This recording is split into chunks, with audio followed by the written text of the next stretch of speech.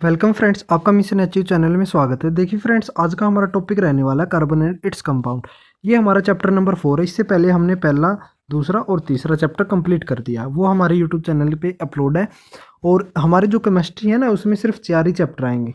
ठीक है, जो आपका 5th चैप्टर था पीरियोडिक क्लासिफिकेशन वाला, वो कट कर रखा, वो एंट्रेंस में नहीं आएगा। ठीक है, तो चलिए देखते हैं अपना चैप्टर नंबर 4। तो सबसे पहले हम कुछ एक बेसिक टर्म्स है ना, वो उसको देख लेते हैं। एटॉमिक नंबर, एटॉमिक नंबर किसके इक्वल होता है? जितने नंबर ऑफ प्रोटॉन होते किसी एटम के अंदर। और हम किससे डिनोट करते हैं एटॉमिक नंबर को? जेड से करते हैं। किससे करते हैं भाई? जेड से। ठीक है, यहाँ पे मिस्टेक है, यहाँ पे करेक्ट कर लेना। अभी बात आती है मास नंबर। मास नंबर किसके इक्वल होता है? ये हमारे सम ऑफ प्रोटॉन प्लस में सम ऑफ न्यूट्रॉन। ठीक है, सम किसका होगा इसमें? हमारा प्रोटॉन प्लस न्यूट्रॉन का होगा।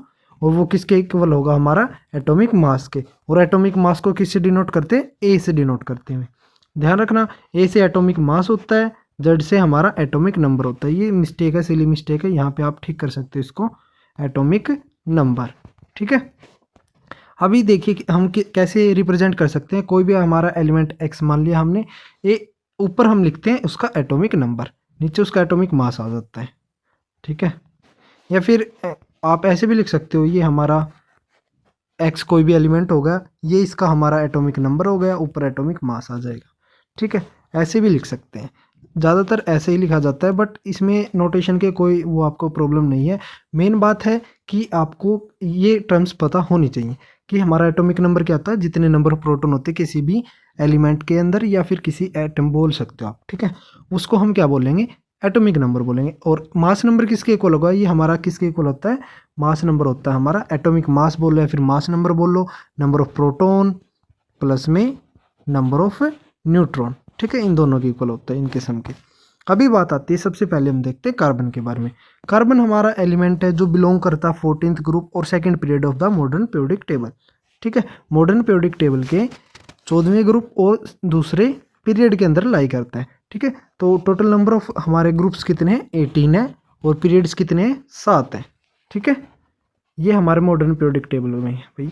और मॉडर्न पीरियोडिक टेबल में एलिमेंट हमारे according to atomic number arrange किए गए हैं। ठीक है, वो आपके आगे क्लासिफिकेशन ऑफ एलिमेंट्स में आना था, वो आपका चैप्टर कट हो चुका है, तो उससे कोई भी नहीं पूछा जाएगा। बट आपको जर्नल पता होना चाहिए। 18 ग्रुप होते हैं मॉडर्न पीरियोडिक टेबल में और 7 पीरियड होते हैं। ठीक है, अभी बात आती है कि हमारा कार्बन क्या है? Non metal. इसका सिंबल क्या है भाई? सी से हम डिनोट करते हैं। कार्बन हमारा कौन से भाषा से ड्राइव है? ये लैटिन वर्ड से ड्राइव है। ठीक है, और इसका मतलब क्या होता है? कार्बो। कार्बो का मतलब होता है कोयला। ठीक है, कौन से वर्ड से ड्राइव हमारा कार्बन? कार्बो वर्ड से। ठीक है, और उसका मतलब क्या होता है? कोयला। ठीक है, इसका एटॉमिक नंबर 6 होता है। इसकी इलेक्ट्रॉनिक कॉन्फ़िगरेशन 2,4 होती है। और नंबर ऑफ प्रोटॉन किसके इक्वल होते हैं? नंबर ऑफ न्यूट्रॉन के इक्वल ही होते हैं, नंबर ऑफ इलेक्ट्रॉन। तो इसका एटॉमिक नंबर कितना होता है? 6 होता है। ठीक है, और मास नंबर इसमें कितने होते हैं? मास नंबर मैंने आपको बताया था ना, मास नंबर हमारा किसके इक्वल होता है? जेड प्लस में हमारा एटॉमिक नंबर प्लस में नंबर ऑफ न्यूट्रॉन। ठीक है, न्यूट्रॉन के एटॉमिक नंबर हमारा 6, सॉरी प्रोटॉन, एटॉमिक नंबर नहीं आएगा, सॉरी। हमारा न्यूट्रॉन प्लस प्रोटॉन के इक्वल था ना हमारा एटॉमिक मास, तो उसमें हमारा न्यूट्रॉन भी 6 है और प्रोटॉन भी 6 है, तो कितने हो जाएंगे? टोटल 12 हो जाएगा। ठीक है, और एटॉमिक मास हमारा, अगर एटॉमिक मास यूनिट इसके अकॉर्डिंग देखेंगे तो 12.011 इसके इक्वल होता है। ठीक है, अभी बात आता है कि हमारी ऑकरेंस कैसे होती है हमारी कार्बन की। कार्बन हमारा नेचर में फ्री स्टेट में मिलता है और as well as in combined state में भी मिलता है। ठीक है, उसके कंपाउंड्स होते हैं और अदर एलिमेंट्स के साथ में। The earth crust contain only 0.02% carbon है in the form of minerals like carbonate, coal, petroleum, etc। ठीक है, और एटमोसफियर हैज 0.0, अभी देखो ये डाटा ना चेंज हो चुका, 0.04% है भाई। हमारी जो कार्बन डाइऑक्साइड है ना गैस, 0.04% है। ये डाटा चेंज हो चुका है, इसको थोड़ा सा अपडेट कर लेना। अगर आपको ऑप्शन में 0.03 मिले और 0.04 मिले ना, तो आप 0.04 को प्रेफरेंस देना। अगर ये ऑप्शन में ना हो तो आप इसको प्रेफर कर सकते हो। ठीक है, इसीलिए अपडेट नहीं किया गया है। All the living things, plants and animals are the made up of carbon compound. देखो जितनी भी हमारी लिविंग थिंग्स है, प्लांट्स हो गए, एनिमल्स हो गए, वे सभी कार्बन के या कार्बन से या कार्बन के कंपाउंड से मिलके बने हुए हैं। हम उसको क्या बोलते हैं? ऑर्गेनिक कंपाउंड बोलते हैं। क्या बोलते हैं भाई? Organic compounds. ठीक है, अभी बात आती है what are the organic compound, organic compound होते क्या है। देखो अर्लियर पहले कहा जाता था कि जो that compound made by the living things are known as organic compound. जो हमारे पहले के जो ऑर्गेनिक कंपाउंड थे वो हमारे लिविंग थिंग्स के द्वारा बनाए जाते थे। तो उस टाइम पे इस डेफिनेशन को प्रेफर किया जाता था कि हम उन्हीं को ऑर्गेनिक कंपाउंड बोलेंगे। ये हमारे बेस होता था विटल फोर्स थ्योरी, एक थ्योरी थी विटल फोर्स थ्योरी। इसी के अकॉर्डिंग हम बताते थे कि भाई जो लिविंग ऑर्गेनिजम्स होते हैं, लिविंग थिंग्स होती है, वही हमारे कार्बन के कंपाउंड्स होते हैं। ये विटल फोर्स थ्योरी कहती थी और ये किसने दी थी, बर्जेलियस ने दी थी। इस थ्योरी के अकॉर्डिंग क्या था कि जितने भी ऑर्गेनिक कंपाउंड होते हैं वे सिंथेसाइज किए जाते हैं लिविंग बॉडीज के द्वारा। They can not prepared in lab. वो कहते थे कि जितने भी ऑर्गेनिक कंपाउंड होंगे वे सिर्फ लिविंग बॉडीज ही जनरेट कर पाएंगी और उसको हम लैब में क्रिएट नहीं कर सकते। एक मिस्टीरियस फोर्स होती है जो रिस्पॉन्सिबल होती है हमारे फॉर्मेशन ऑफ ऑर्गेनिक कंपाउंड को लिविंग बॉडीज में। एक मिस्टीरियस फोर्स, एक रहस्य में कोई फोर्स होती है, वही इसको फॉर्मेशन करती है हमारे ऑर्गेनिक कंपाउंड को लिविंग बॉडीज के अंदर। वो बताते थे हमारी विटल फोर्स थ्योरी और ये किसने दी थी, बर्जेलियस ने दी थी। ठीक है, फिर बात आती है हमारे इन 1828 के अंदर, 1828 के अंदर फ्रेडरिक वोलर आए। उन्होंने यूरिया को प्रिपेयर कर दिया, ठीक है, लैब के अंदर। और किससे प्रिपेयर किया था इसको, अमोनियम साइनेट से क्या किया था, यूरिया की फॉर्मेशन करती थी। यूरिया का फार्मूला क्या होता है, सबसे पहले NH2CO NH2 होता है, ठीक है। और फ्रेडरिक वोलर ने किसको डिस्प्रूव किया था, मीन्स उसकी थ्योरी को फेल किसने कर दिया था, बर्जेलियस की थ्योरी को फ्रेडरिक वोलर ने किया था। ठीक है, कैसे फेल किया था, वो कहती थी कि सिर्फ जो हमारे ऑर्गेनिक कंपाउंड होते हैं वो लैब में प्रिपेयर नहीं किए जा सकते, वे सिर्फ लिविंग बॉडीज़ के अंदर ही प्रिपेयर करते हैं। एक हमारी कोई भी एक मिस्टीरियस फोर्स होती है वो उनको जनरेट करती है। बट फ्रेडरिक वोलर ने क्या किया, इसको लैब में क्रिएट कर दिया। किसको, यूरिया को, क्योंकि ये भी हमारा एक ऑर्गेनिक कंपाउंड होता है। कब किया था ये, 1828 के अंदर। ठीक है, किससे किससे वो किया था फॉर्मेशन इसकी, अमोनियम साइनेट से। अभी बात आती है लेटर, इसके बाद में कोल्बे एक साइंटिस्ट थे, उन्होंने भी एसिटिक एसिड को हमारी लेबोरेटरी के अंदर फॉर्मेशन करवा दिया था। इससे हमारे क्या हो गई थी, जो बर्जेलिस थ्योरी थी या फिर विटल फोर्स थ्योरी थी वो फेल हो गई थी। ठीक है, ये आपको रिएक्शन करके दिखाई गई है, अमोनियम सल्फेट प्लस में पोटासियम साइनेट के, इन दोनों के कॉम्बिनेशन से क्या बनता है, अमोनियम साइनेट।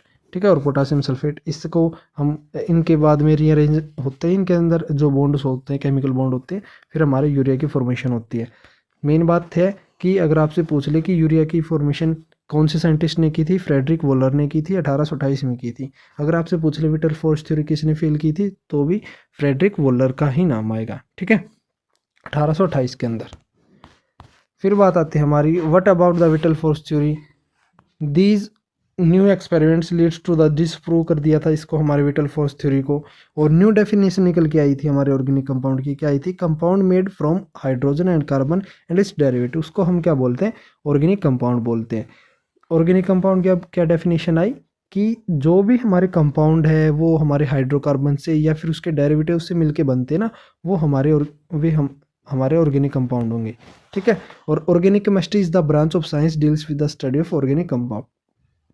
ठीक है, केमिस्ट्री की कौन सी ब्रांच के अंदर हम देखते हैं कि हमारी जो ऑर्गेनिक कंपाउंड है उनकी स्टडी होती है, वो होती है हमारी ऑर्गेनिक केमिस्ट्री के अंदर। ठीक है, नोट में क्या लिख रखा देखिए, द ऑक्साइड ऑफ कार्बन हो गया, कार्बोनेट हो गया, हाइड्रोजन कार्बोनेट हो गया, कार्बाइड्स हो गया, और इनऑर्गेनिक कंपाउंड होते हैं which study in the inorganic chemistry के अंदर। देखो तीन होती है, फिजिकल, ठीक है, फिजिकल केमिस्ट्री, इनऑर्गेनिक केमिस्ट्री और ऑर्गेनिक केमिस्ट्री।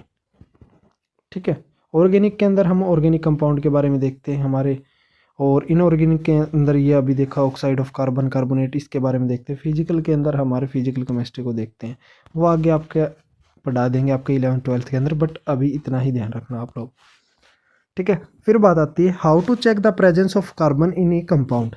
हम किसी कंपाउंड में कार्बन के प्रेजेंस को कैसे चेक करेंगे। Almost all the compound around us like grains, pulses, sugar, tea, coffee, fruit and vegetable ETC are the made up of the carbon. देखो जितने भी हमारे कंपाउंड्स हैं, जितने भी मैंने आपको नाम बताए हैं, ग्रेन्स, पल्सेस वगैरह, ये सारे के सारे हमारे कार्बन से मिलके बने होते हैं। इनके अंदर हम गैस पास करते हैं तो produce by burning the substance in the air through the lime water. By passing the gas produce by burning, जब हम इन सब्सटेंस को बर्न करते हैं तो क्या होता है, ये हमारे गैस छोड़ते हैं, ठीक है। उसके अंदर क्या होता है, वो गैस कौन सी होती है, CO2 होती है, और उसके अंदर हमारे क्या होता है, कार्बन डाइऑक्साइड होती है। तो उसमें क्या हुआ, किसकी प्रेजेंस हुई, हमारे कार्बन की हुई, ठीक है। इट्स कलर मिल्की वाइट कर देते हैं वो। अभी बात आती है why so many compounds are made up of carbon. आप क्या सोचते हो कि हमारे जितने भी कंपाउंड है वे कार्बन के ही क्यों बने होते हैं, ठीक है। अगर आपको इसका आंसर पता है तो आप कमेंट बॉक्स में बताना। अभी देखिए next, how carbon combine with other element. अब हम देखते हैं कि हमारा जो कार्बन है ना वो दूसरे एलिमेंट के साथ में कैसे कंबाइन होता है। देखिए, carbon have 4 electron in the it's valence shell या फिर आउटरमोस्ट सेल। देखो इसकी इलेक्ट्रॉनिक कॉन्फ़िगरेशन बताई थी ना मैंने, 2,4 होती है, ठीक है। तो इसके आउटरमोस्ट सेल, वैलेंस सेल के अंदर कितने इलेक्ट्रॉन होते हैं, 4 होते हैं। ये वही बात कह रहा है। So it should lose 4 electron और gain 4 electrons to achieve the inert gas electronic configuration and become stable. देखो ये क्या कह रहा है कि ये हमारे 4 इलेक्ट्रॉन को छोड़ भी सकता है और ले भी सकता है, ठीक है, गेन भी कर सकता है। क्यों क्यों क्योंकि ये हमारे इनर्ट गैस कॉन्फ़िगरेशन है ना, उसको अचीव कर पाए, ताकि फिर वो स्टेबल हो जाए, इसलिए ये लूज करता है या फिर गेन करता है। Now carbon atom is very small होता है due to outermost 4 electron are strongly held by the nucleus होते हैं। तो क्या क्या होता है आगे, so it is not possible to remove 4 electron from carbon atom to give its the inert gas electronic arrangement. It is not possible also add any 4 electron to the carbon due to their energy consideration and acquire the inert gas configuration. देखिए क्या कह रहा है, अभी मैंने आपको बताया कि हमारे जो कार्बन होता है उसके आउटरमोस्ट सेल में या फिर वैलेंस सेल में कितने इलेक्ट्रॉन होते हैं, 4 होते हैं। ये 4 इलेक्ट्रॉन को अभी इसके अंदर, इस पैराग्राफ के अंदर क्या कह रहा है कि ये 4 इलेक्ट्रॉन को ना ही तो छोड़ सकता है ना ही ले सकता है किसी से, ठीक है। ये क्या करता है, शेयरिंग करता है भाई, ठीक है। अगर ये किसी से इलेक्ट्रॉन लेगा तो क्या हो जाएगा, उसकी अरेंजमेंट ख़राब हो जाएगी भाई, ठीक है। और सेम ऐसे ही अगर लूज़ करेगा तो भी नहीं स्टेबल हो पाएगा। ये इस वर्कलोड को कम करने के लिए क्या करता है, शेयरिंग ऑफ हम आपके क्या करता है, इलेक्ट्रॉन करता है, ठीक है। So the overcome the problem by sharing the 4 electron with the other carbon atom for other elements. देखो ये किसी अदर एलिमेंट के साथ में या फिर किसी अदर कार्बन के एटम के साथ में क्या करता है, शेयरिंग करता है अपने इलेक्ट्रॉन्स की। The shared electron belongs to the both the elements taking part in the sharing. ये क्या करते हैं, ये जितने भी होते हैं इसके जो इलेक्ट्रॉन्स होते हैं वो शेयरिंग में पार्ट करते हैं, ठीक है। कार्बन हैज़ 4 वैलेंसी, कार्बन की वैलेंसी कितनी होती है, 4 होती है। तो इसको हम टेट्रा वैलेंस बोलते हैं, ठीक है, टेट्रा वैलेंट बोलते हैं। और इस प्रॉपर्टी को हम क्या बोलते हैं, टेट्रा वैलेंसी। अभी बात आती है कि the bond formation from sharing of electron pair between 2 atom is known as covalent bond. अभी देखो किसी भी 2 एटम के बीच में शेयरिंग से जो बॉन्ड बनता है ना, वो कौन सा बॉन्ड होता है, कोवलेंट बॉन्ड होता है, ठीक है। अभी बात आती है catenation.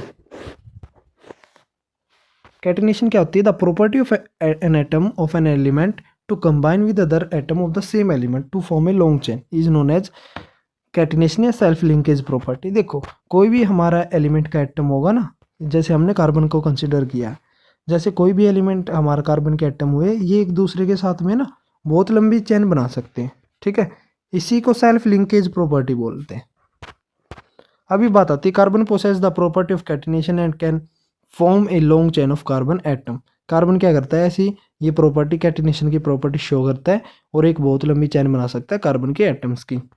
The covalent bond between various carbon atom are very strong होते हैं and do not break easily. जो भी बॉन्ड होता है ना कार्बन कार्बन के बीच में, वो बहुत स्ट्रॉन्ग होते हैं, वो इजिली से ब्रेक नहीं होता।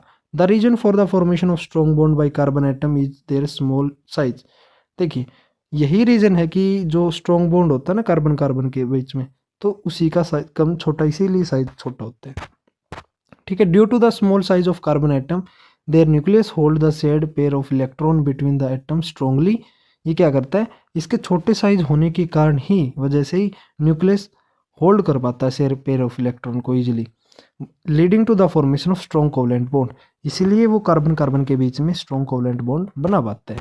अभी बात आता है नोट में, देखिए carbon show highest catenation property. ये देखो कि ऐसा कौन सा एलिमेंट है या कौन सा एटम है जो सबसे ज़्यादा कैटिनेशन प्रॉपर्टी शो करता है वो अपना कार्बन है भाई। अदर कार्बन भी है लाइक हमारा सिलिकॉन्स हो गया और हमारा सिलिकॉन ही है मैक्सिमम, और फॉस्फोरस भी होता है भाई, बट हमारे सबसे ज़्यादा किसका होता है, कार्बन का होता है। ठीक है, आपसे पूछ सकता है which of the following element can show the highest catenation property, तो उसका एग्जांपल क्या आएगा, कार्बन आएगा। अभी देखिए इसके बाद में हमारा सिलिकॉन एटम भी है जो हमारी कैटिनेशन प्रॉपर्टी को शो करता है due to with form its compound and with hydrogen having the chain of 7 से 8 इलेक्ट्रॉन 8 एटम होते हैं हमारे, उसमें ना क्राउन स्ट्रक्चर बनाते हैं। ठीक है, इस तरीके से ऐसा कुछ क्राउन स्ट्रक्चर बनाते हो 7 से 8 सिलिकॉन के एटम मिलके, वो भी कौन सी प्रॉपर्टी शो करते हैं, कैटिनेशन ही होती है। देखिए ये दिखा रखा, formation of covalent bond by the other atom like phosphorus हो गया, फॉस्फोरस कोवलेंट बॉन्ड होते हैं, इनके बीच में 4 हमारे फॉस्फोरस होते हैं, वो टेट्राहेड्रल शेप का स्ट्रक्चर बनाते हैं। देखिए इस तरीके से, ठीक है, यहाँ पे फॉस्फोरस ये हमारा टेट्राहेड्रल स्ट्रक्चर हो जाता है भाई। फिर बात आता है हमारा सल्फर होता है, वो भी कोवलेंट बॉन्ड बनाता है 8 एटम मिलके, तो क्राउन शेप का होता है, ये सल्फर का था।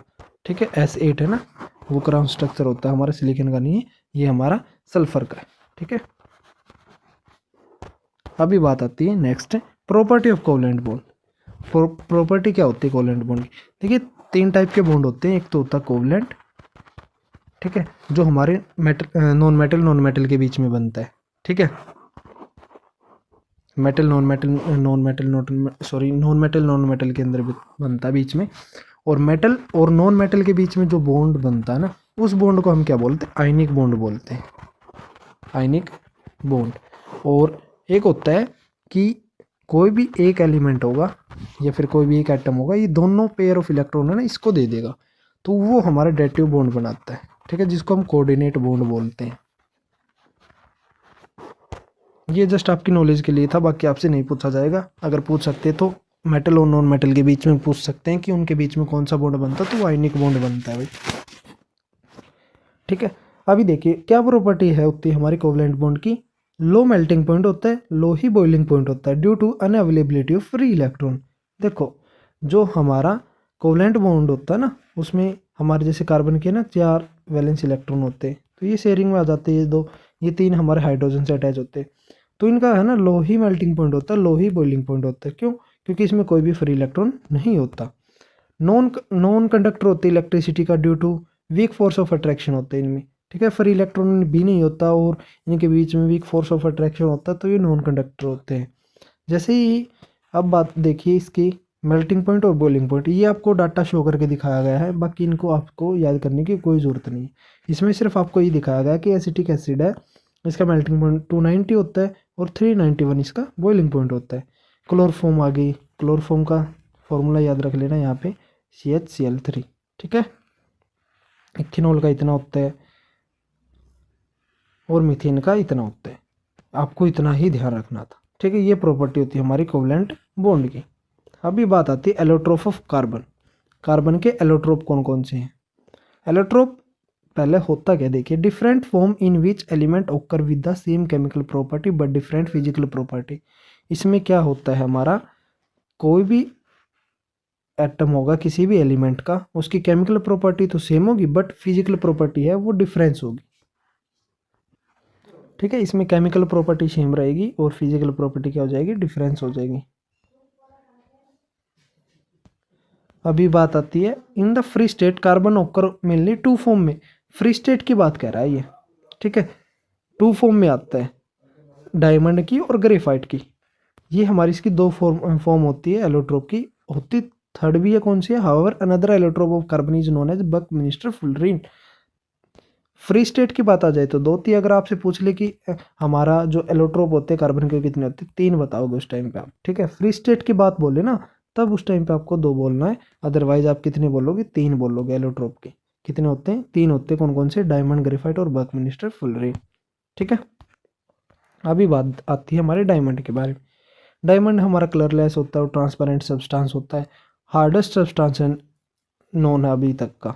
अगर आपसे पूछ ले कि नेचर का सबसे हार्डेस्ट एलिमेंट कौन सा है, तो आप कहोगे डायमंड। ठीक है, या सब्सटेंस बोल सकते हो। Each carbon atom in the diamond crystal is linked with 4 other carbon atom by strong covalent bond, formation of 3D structure बनाता है भाई। देखो जो हमारे डायमंड में है ना कार्बन की अरेंजमेंट होती है, वो चारों एक दूसरे के साथ में टाइटली पैक होते हैं, क्रिस्टल क्रिस्टल लिंकेज होती है उनके साथ में, और रिजिड 3D स्ट्रक्चर बनाता है भाई। The 4 surrounding carbon atom are at 4 vertex, ठीक है, 4 कॉर्नर्स होते हैं, फॉर्म में रेगुलर टेट्राहेड्रन स्ट्रक्चर बनाते हैं। और फिर बात आती है जो हमारा मेल्टिंग पॉइंट होता है वो बहुत ज़्यादा होता है, being more than 3500 degree Celsius. अगर आपसे पूछ ले कि जो हमारा डायमंड होता है उसका कितना मेल्टिंग पॉइंट होता है, 3500-3600 डिग्री सेल्सियस आप रेंज में लिख सकते हो।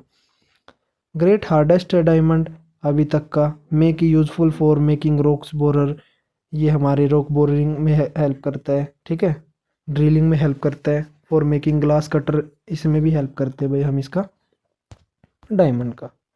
अभी बात आती है few interesting point about diamond के बारे में। क्या है, डायमंड हैव क्रिटिकल एंगल कितना होता है, 24 डिग्री होता है। अगर आपसे पूछ ले कि क्रिटिकल एंगल कितना होता है डायमंड का, तो 24। अभी आपने ये नहीं जानना कि क्रिटिकल एंगल किसको बोलते हैं, नहीं, ये आपके 12th में आएगा, ठीक है, ऑप्टिक्स के अंदर आप अच्छे से देखोगे फिजिक्स में।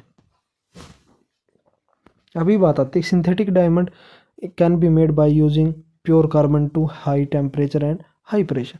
देखो सिंथेटिक कार्बन भी सिंथेटिक डायमंड भी बनाया जा सकता है जब हम कार्बन को, प्योर कार्बन को हाई प्रेशर और हाई टेम्परेचर के अंदर रखेंगे ना, तब हमारा क्या बन सकता है, हमारा सिंथेटिक डायमंड, ठीक है।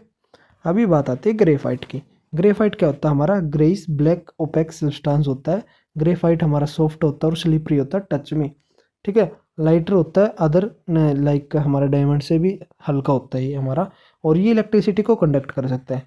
ये ध्यान रखना, आपने 3rd चैप्टर के अंदर भी देखा होगा कि एज अ नॉन मेटल में कौन सा गुड कंडक्टर होता है हीट और इलेक्ट्रिसिटी का, आपने बताया था ना कार्बन, कार्बन का एलोट्रोप। अभी एलोट्रोप की बात आती है तो एलोट्रोप कौन सा होगा भाई, वो होगा हमारा, कौन सा होगा, ग्रेफाइट, ठीक है। अभी नेक्स्ट देखिए, graphite crystal consist of a layer of carbon atom और ए सीट ऑफ कार्बन एटम। देखो ग्रेफाइट के अंदर क्या होता है, एक सीट होती है, ठीक है, एक इस तरीके से अरेंज होती है हमारे कार्बन की एटम की। Each carbon atom is in A graphite layer is joined by 3 other carbon atom. इस सीट के अंदर जो एक कार्बन एटम होता है वो 3 कार्बन एटम के साथ में ज्वाइन होता है, किसके द्वारा, स्ट्रॉन्ग कोवलेंट बॉन्ड के द्वारा, ठीक है। वो एक हेक्सागन रिंग की स्ट्रक्चर बनाता है। द लेयर ऑफ, देखो मैंने अभी बोला ना आपको कि भी सिर्फ 3 कार्बन एटम के साथ ही ज्वाइन होता है, जो इसका एक इलेक्ट्रॉन होता है ना वो फ्री होता है, फ्री होता है, तो इसीलिए वो क्या कर पाता है, कंडक्ट कर पाता है इलेक्ट्रिसिटी को, ठीक है। मूविंग ऑफ इलेक्ट्रॉन से ही तो हमारी इलेक्ट्रिसिटी जनरेट बोलते हैं ना कि मूविंग ऑफ इलेक्ट्रॉन हो रहा है तो वहाँ पे हमारी इलेक्ट्रिसिटी फ्लो हो रही है, ठीक है। तो ये वही बात है। Layers of the carbon atom in graphite are held together by a weak van der Waals forces, ठीक है। ये बहुत ही वीक फोर्सेज होती है, इनके द्वारा क्या होता है, हमारा जो कार्बन एटम है वो अरेंज होते हैं। यूज्ड एज ए, हम इसका यूज़ कहाँ पे करते हैं, लुब्रिकेंट्स की तरह यूज़ कर सकते हैं हमारे स्लिपरी नेचर में, ठीक है, इसी के कारण इसको हम लुब्रिकेंट्स की तरह यूज़ कर सकते हैं। ग्रेफाइट हमारा गुड कंडक्टर होता है इलेक्ट्रिसिटी का, due to which graphite is the use for making, जो हमारा कार्बन की इलेक्ट्रोड होती है उससे बनाने में, ग्रेफाइट इलेक्ट्रोड बनाने में, हमारे ड्राई सेल होते हैं ना, जो हमारे इलेक्ट्रिक आर्क होते हैं, जो हमारी आपको लेमन लैंग्वेज के अंदर बताता हूँ, जो बैटरी होती है ना हमारी इन्वर्टर बैटरी, आपने आपके घर में होंगी, तो उसमें हम किसके जो रोड बनी हुई होती है ना, उनमें बैटरी के अंदर जो टर्मिनल होते हैं पॉजिटिव नेगेटिव, वो रोड होती है, वो किसकी बनी होती है, वो कार्बन की या फिर ग्रेफाइट की, ठीक है। अब बात आती है 3rd एलोट्रोप के बारे में, जो बकमिंस्टर फुलरीन है, ठीक है। ये बकमिंस्टर फुलरीन एलोट्रोप हमारे कार्बन का, इसके अंदर है ना C60 के नाम से भी जाना जाता है बकमिंस्टर फुलरीन, क्योंकि इसमें ना नंबर ऑफ कार्बन है ना कितने होते हैं, 60 होते हैं। और इसका फार्मूला अब देखो ये नीचे भी लिख रखा है C60, और ये है ना 60 कार्बन है, वो किस तरीके से अरेंज होती है, एक फुटबॉल के स्ट्रक्चर की तरह, ठीक है, जो फुटबॉल होती है ना सेम उसी की तरह हमारे ये कार्बन C60 है ना, ये हमारा अरेंज होते हैं, ठीक है। Look like a geodesic dome shape structure design, US जो आर्किटेक्ट था ना बकमिंस्टर फुलर, उसने बनाया था, इसी के नाम पे हमारा इसका नाम पड़ा था बकमिंस्टर फुलरीन, ठीक है। और इसमें जो 5 मेंबर रिंग देखो 12 कार्बन की ना 5 मेंबर रिंग होती है, 6 मेंबर रिंग कितने कार्बन की होती है 20, इस तरीके। या फिर आप बोल सकते हो 5 मेंबर रिंग कितने 5 कार्बन जुड़े हुए हैं, लाइक इस तरीके से, ठीक है। तो ऐसे कितनी रिंग होती है 12 होती है, और 6 कार्बन जुड़े हुए हैं तो वे कितनी रिंग होंगी, वे 20 रिंग होती है, ठीक है। Black colour and soft in nature की होती है हमारी, ठीक है। अभी बात आती है नेमिंग ऑफ ऑर्गेनिक कंपाउंड। वो था हमारा, पहले आपने देखा कि हमारे किसने कार्ब ऑर्गेनिक कंपाउंड के बारे में पहले क्या थी थ्योरीज, बाद में क्या आई, एलोट्रोप्स देखे आपने, ठीक है। कोवलेंट बॉन्ड के बारे में देखा थोड़ा बहुत। अब बात आता नोमेनक्लेचर, ठीक है, ऑर्गेनिक कंपाउंड। पहले आपने देखा होगा कॉमन नेम एक होता है आईयूपीएक, आईयूपीएक नेम या फिर आईयूपीएसी नेम बोल सकते हो। तो आपका डॉक्यूमेंट में जैसे घर पे होते हैं ना, डॉक्यूमेंट में नाम कुछ और होता है लेकिन घर वाले किसी और नाम से बुलाते हैं, तो वो कॉमन नेम बोला जाता है। और जो डॉक्यूमेंट वाला होता है वो आईयूपीएसी नेम होता है, ठीक है। इस तरीके से आप याद कर सकते हो। तो कॉमन नेम जैसे एसिटिक एसिड सुना होगा आपने, फॉर्मिक एसिड सुना होगा, ठीक है। आईयूपीएसी नेम के अंदर आपने सुना होगा इथेन, मीथेन, इथीन, ठीक है। ये बहुत सारे होते हैं, तो हम इसके बारे में देखते हैं वन बाय वन। पहले देखो कुछ एक कॉमन नेम के बारे में देखते हैं, मैं आपको इनके बारे में रूल्स भी पढ़ाऊंगा, फिर बाद में हम प्रैक्टिस भी करेंगे, ठीक है। देखिए, तो हमारा जो यूरिया होता है, ठीक है, ये हमारा NH2CO, NH2 है ना, इसका कॉमन नेम क्या है भाई, यूरिया। क्या बोलते हैं इसको, यूरिया, ठीक है। जैसे हमारा HCOH हो गया ना, इसको हम कॉमन नेम में क्या बोलते हैं, फॉर्मिक एसिड बोलते हैं। CH3COH ये एसिटिक एसिड का फॉर्मूला होता है। और इथाइलिन किसको बोलते हैं, इसको बोलते हैं, ये स्ट्रक्चर होता है इसका, हाइड्रोजन हाइड्रोजन हाइड्रोजन हाइड्रोजन, ठीक है। और हमारा मिथाइल एल्कोहल का फॉर्मूला क्या होता है, CH3OH, ठीक है। क्लोरोफॉर्म का मैंने पीछे भी बताया था, CHCl3 होता है। और एसिटाइलिन का क्या होता है, C2H2। ये ध्यान रखना, इसमें इथाइलिन और एसिटाइलिन में कंफ्यूज मत हो जाना, ठीक है। इथाइलिन इसमें हमारी हाइड्रोजन 4 आएंगी, ठीक है। और एसिटाइलिन के अंदर हमारे कार्बन कार्बन के बीच में 3 बॉन्ड आ जाएंगे, ये हमारा इथाइलिन का स्ट्रक्चर होता है, सॉरी एसिटाइलिन का होता है, इथाइलिन का ऊपर वाला था, ठीक है। अभी देखो, if it may be used on sources like scientist disapprove etc, they may be different from one place to another place, thus are not so useful। इसको आप छोड़ सकते हो, ठीक है। अभी देखिए आईपीएससी नेम के बारे में देखते हैं, या फिर आप इसमें आप समझ सकते हो कि जो साइंटिस्ट है ना, जो अगर कॉमन नेम की बात करेंगे हम, ठीक है, कॉमन नेम की बात करते हैं, तो इसको समझ लो अभी कोई ना। तो कॉमन नेम की बात करते हैं ना, तो ये वेरी करता है प्लेस टू प्लेस, इसलिए साइंटिस्टों ने ना इसको डिसअप्रूव किया है, ठीक है। कॉमन नेम क्या पता यहाँ पे कुछ बोलते हो एक प्लेस के ऊपर, दूसरे प्लेस पे उसी चीज़ का नाम बदल देते हैं, किसी को मतलब किसी और नाम से जाना जाता है, ठीक है। तो इसलिए इसको डिसअप्रूव कर दिया था। तो ये नहीं है ना कि हमारे इंडिया के अंदर इसको एसिटिक एसिड बोल दिया, ठीक है, चलो, लेकिन इंग्लैंड के अंदर इसको कुछ और बोल रहे हैं, जापान में कुछ और बोल रहे हैं, तो इसलिए उन्होंने क्या किया, आईयूपीएसी नेम बनाई। आईयूपीएसी की फुल फॉर्म क्या होती है, international union of pure and applied chemistry. ये कब फाउंडेशन हुई थी इसकी, 1919 के अंदर।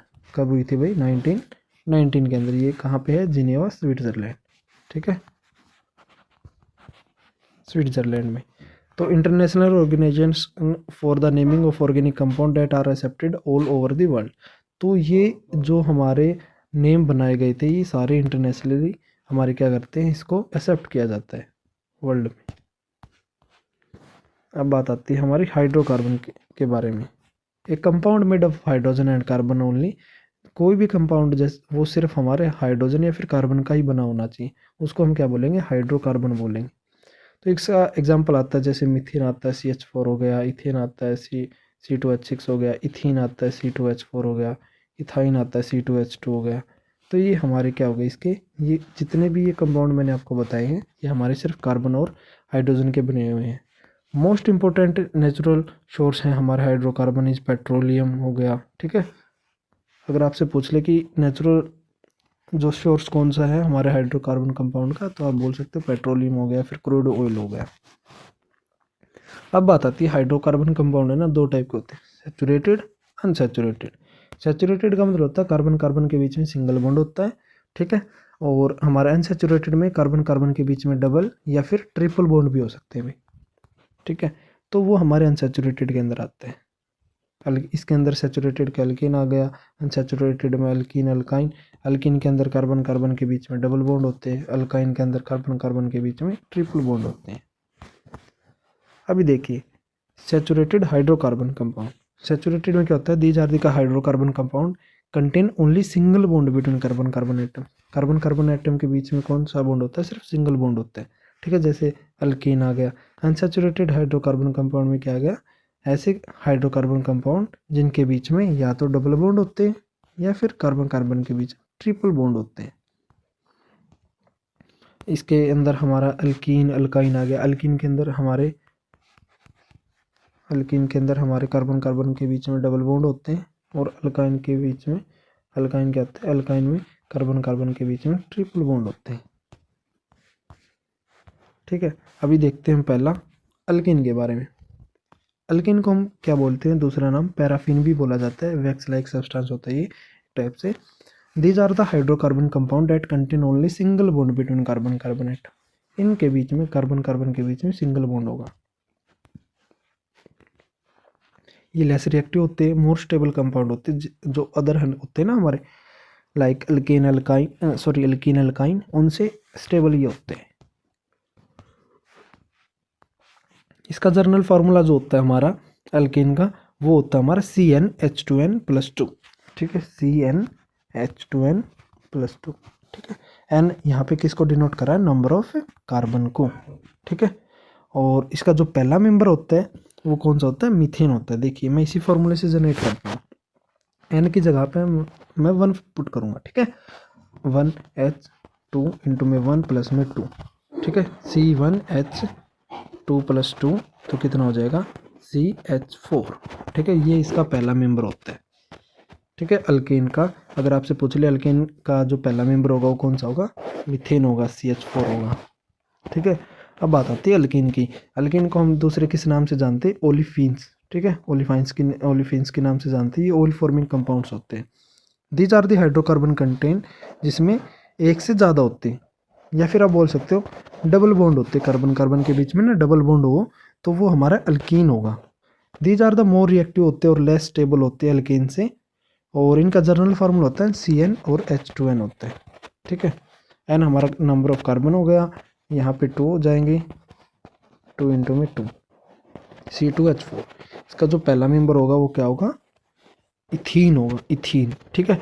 और ये तो है नहीं कि भाई इसमें नंबर ऑफ कार्बन सिर्फ एक ही कर लेंगे तो डबल बॉन्ड किसके बीच में आएगा, नहीं आएगा। तो पहला मेंबर ये नहीं हो सकता कभी भी, CH2 वाला, ठीक है।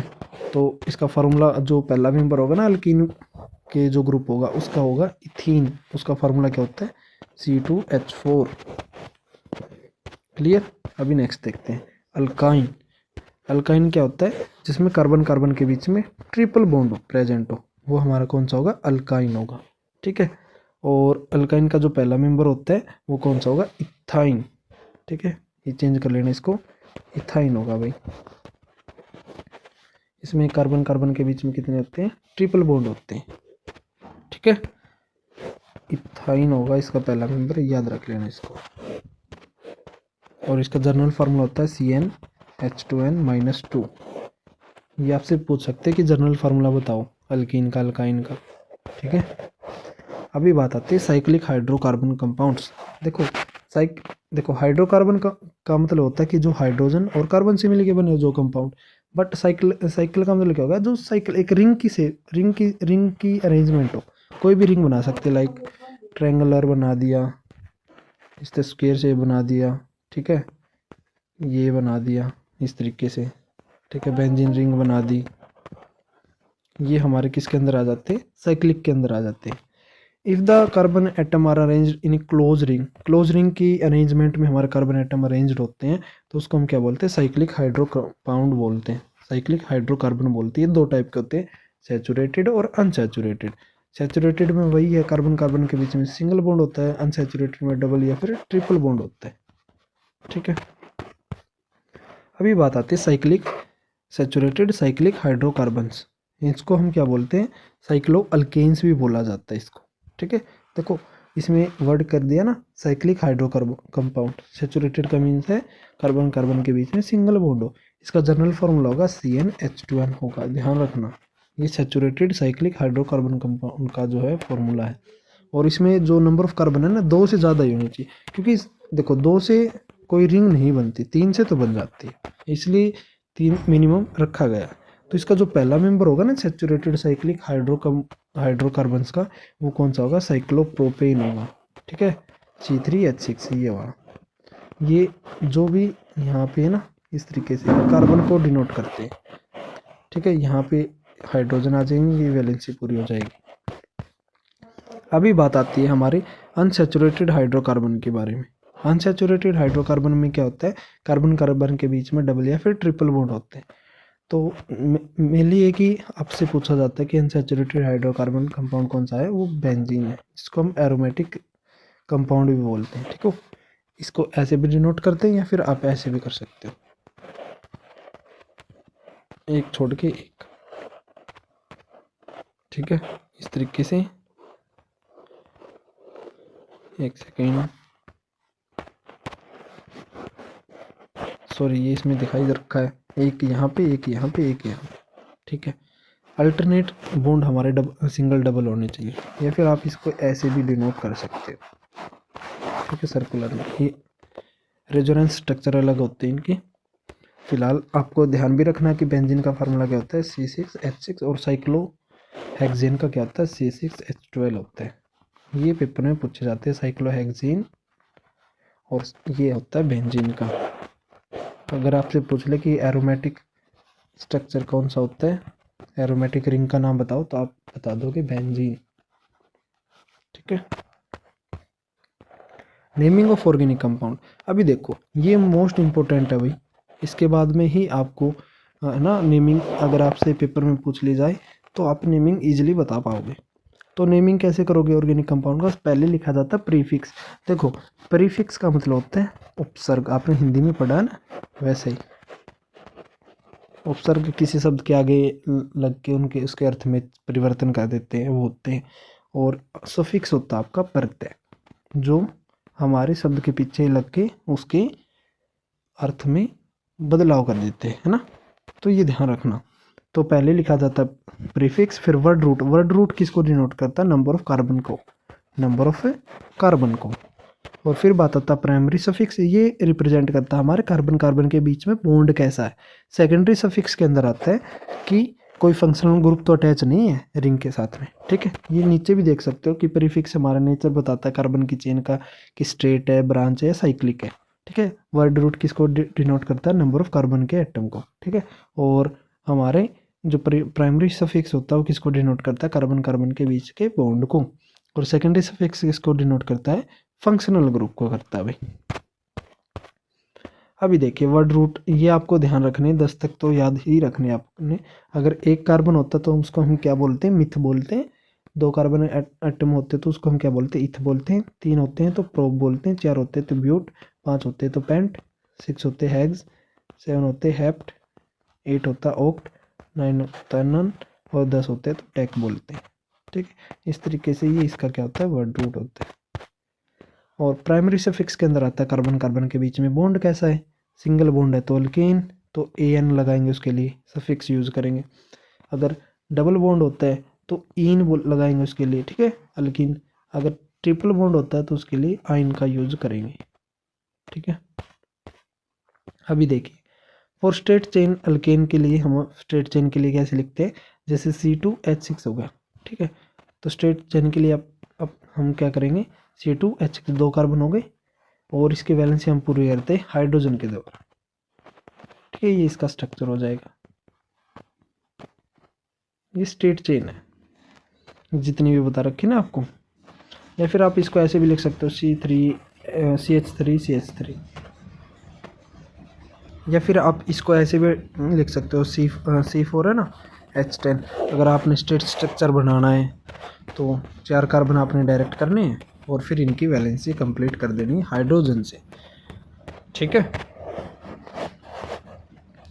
अभी देखो प्रीफिक्स में साइड चेन होगी तो हम उसको अल्काइल ग्रुप की तरह कंसीडर करेंगे। अगर सब्स्टिट्यूएंट्स होगा जैसे क्लोरीन, ब्रोमीन, आयोडीन होते ना, तो हम उसको सब्स्टिट्यूएंट की तरह ही देखेंगे। साइड चेन देखो, हमारा जो अल्केन होता है ना उसमें से एक हाइड्रोजन घटा दो, ठीक है, हटा दो या फिर घटा दो, कुछ भी बोल लो, तो उसमें क्या होगा हमारा अल्काइल ग्रुप बन जाता है, ठीक है। तो हमारा जैसे CH4 होता है तो मिथेन होता है, अगर उसमें से एक हाइड्रोजन कम होगी तो क्या हो जाएगा मिथाइल, इसमें इथाइल, प्रोपाइल, ब्यूटाइल, ठीक है। फिर बात आती है सब्स्टिट्यूएंट, यही यूज़ होंगे मैक्सिमम आपके लेवल के ऊपर, तो क्लोरीन, ब्रोमीन, आयोडीन, ठीक है। उसके प्रीफिक्स हम क्या यूज़ करेंगे, क्लोरो, ब्रोमो, आयोडो, ठीक है। और अभी देखो फॉर ब्रांच चेन के लिए हाइड्रोकार्बन के रूल क्या है। पहला रूल हमें कहता है कि सबसे लंबी चेन सिलेक्ट करो कार्बन कार्बन वाले, select the longest chain of a carbon atom.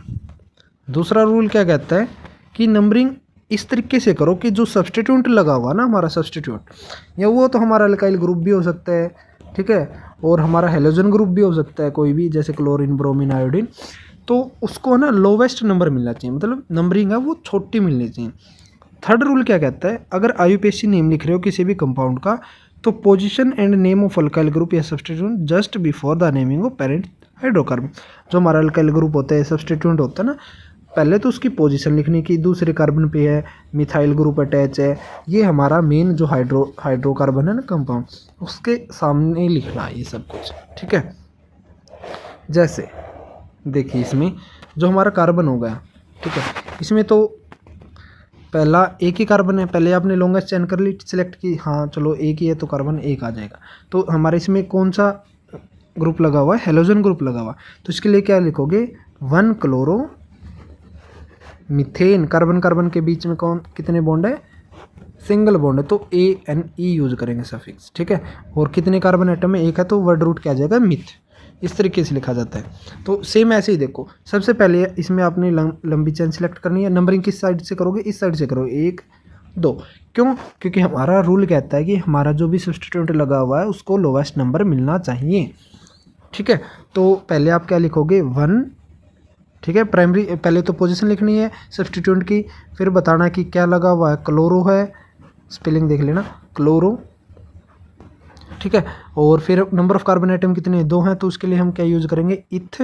और डबल बॉन्ड, ट्रिपल बॉन्ड या सिंगल बॉन्ड है तो उसके लिए इनके बीच में सिंगल बॉन्ड है तो क्या करेंगे, ANE का यूज़ कर देंगे, 1 क्लोरो इथेन, ये इसका फार्मूला बन जाएगा, या फिर IUPAC नेम बन जाएगा। या फिर इसको ये है आपका, ये देख सकते हो कि इसमें सबसे पहले हमने क्या सिलेक्ट करना है, लॉन्गेस्ट चेन सिलेक्ट करनी है, तो हमने लॉन्गेस्ट चेन सिलेक्ट की, पहला, दूसरा, तीसरा, नंबरिंग हमने लोवेस्ट दी है सब्स्टिट्यूएंट को। तो इसमें 1 क्लोरो, ठीक है, 1 क्लोरो, कितने कार्बन है, 3 है, तो इसके लिए हम प्रोप वर्ड यूज करेंगे, word root prop, single bond है तो ANE, 1 क्लोरो प्रोपेन, ठीक है। Common name of the haloalkane, जैसे हाइड्रोकार्बन चेन है ना, इज कंसिडर, उसको अल्काइल ग्रुप बोलते हैं। आइसो यूज किया जाता है, alkyl group is attach to the secondary carbon.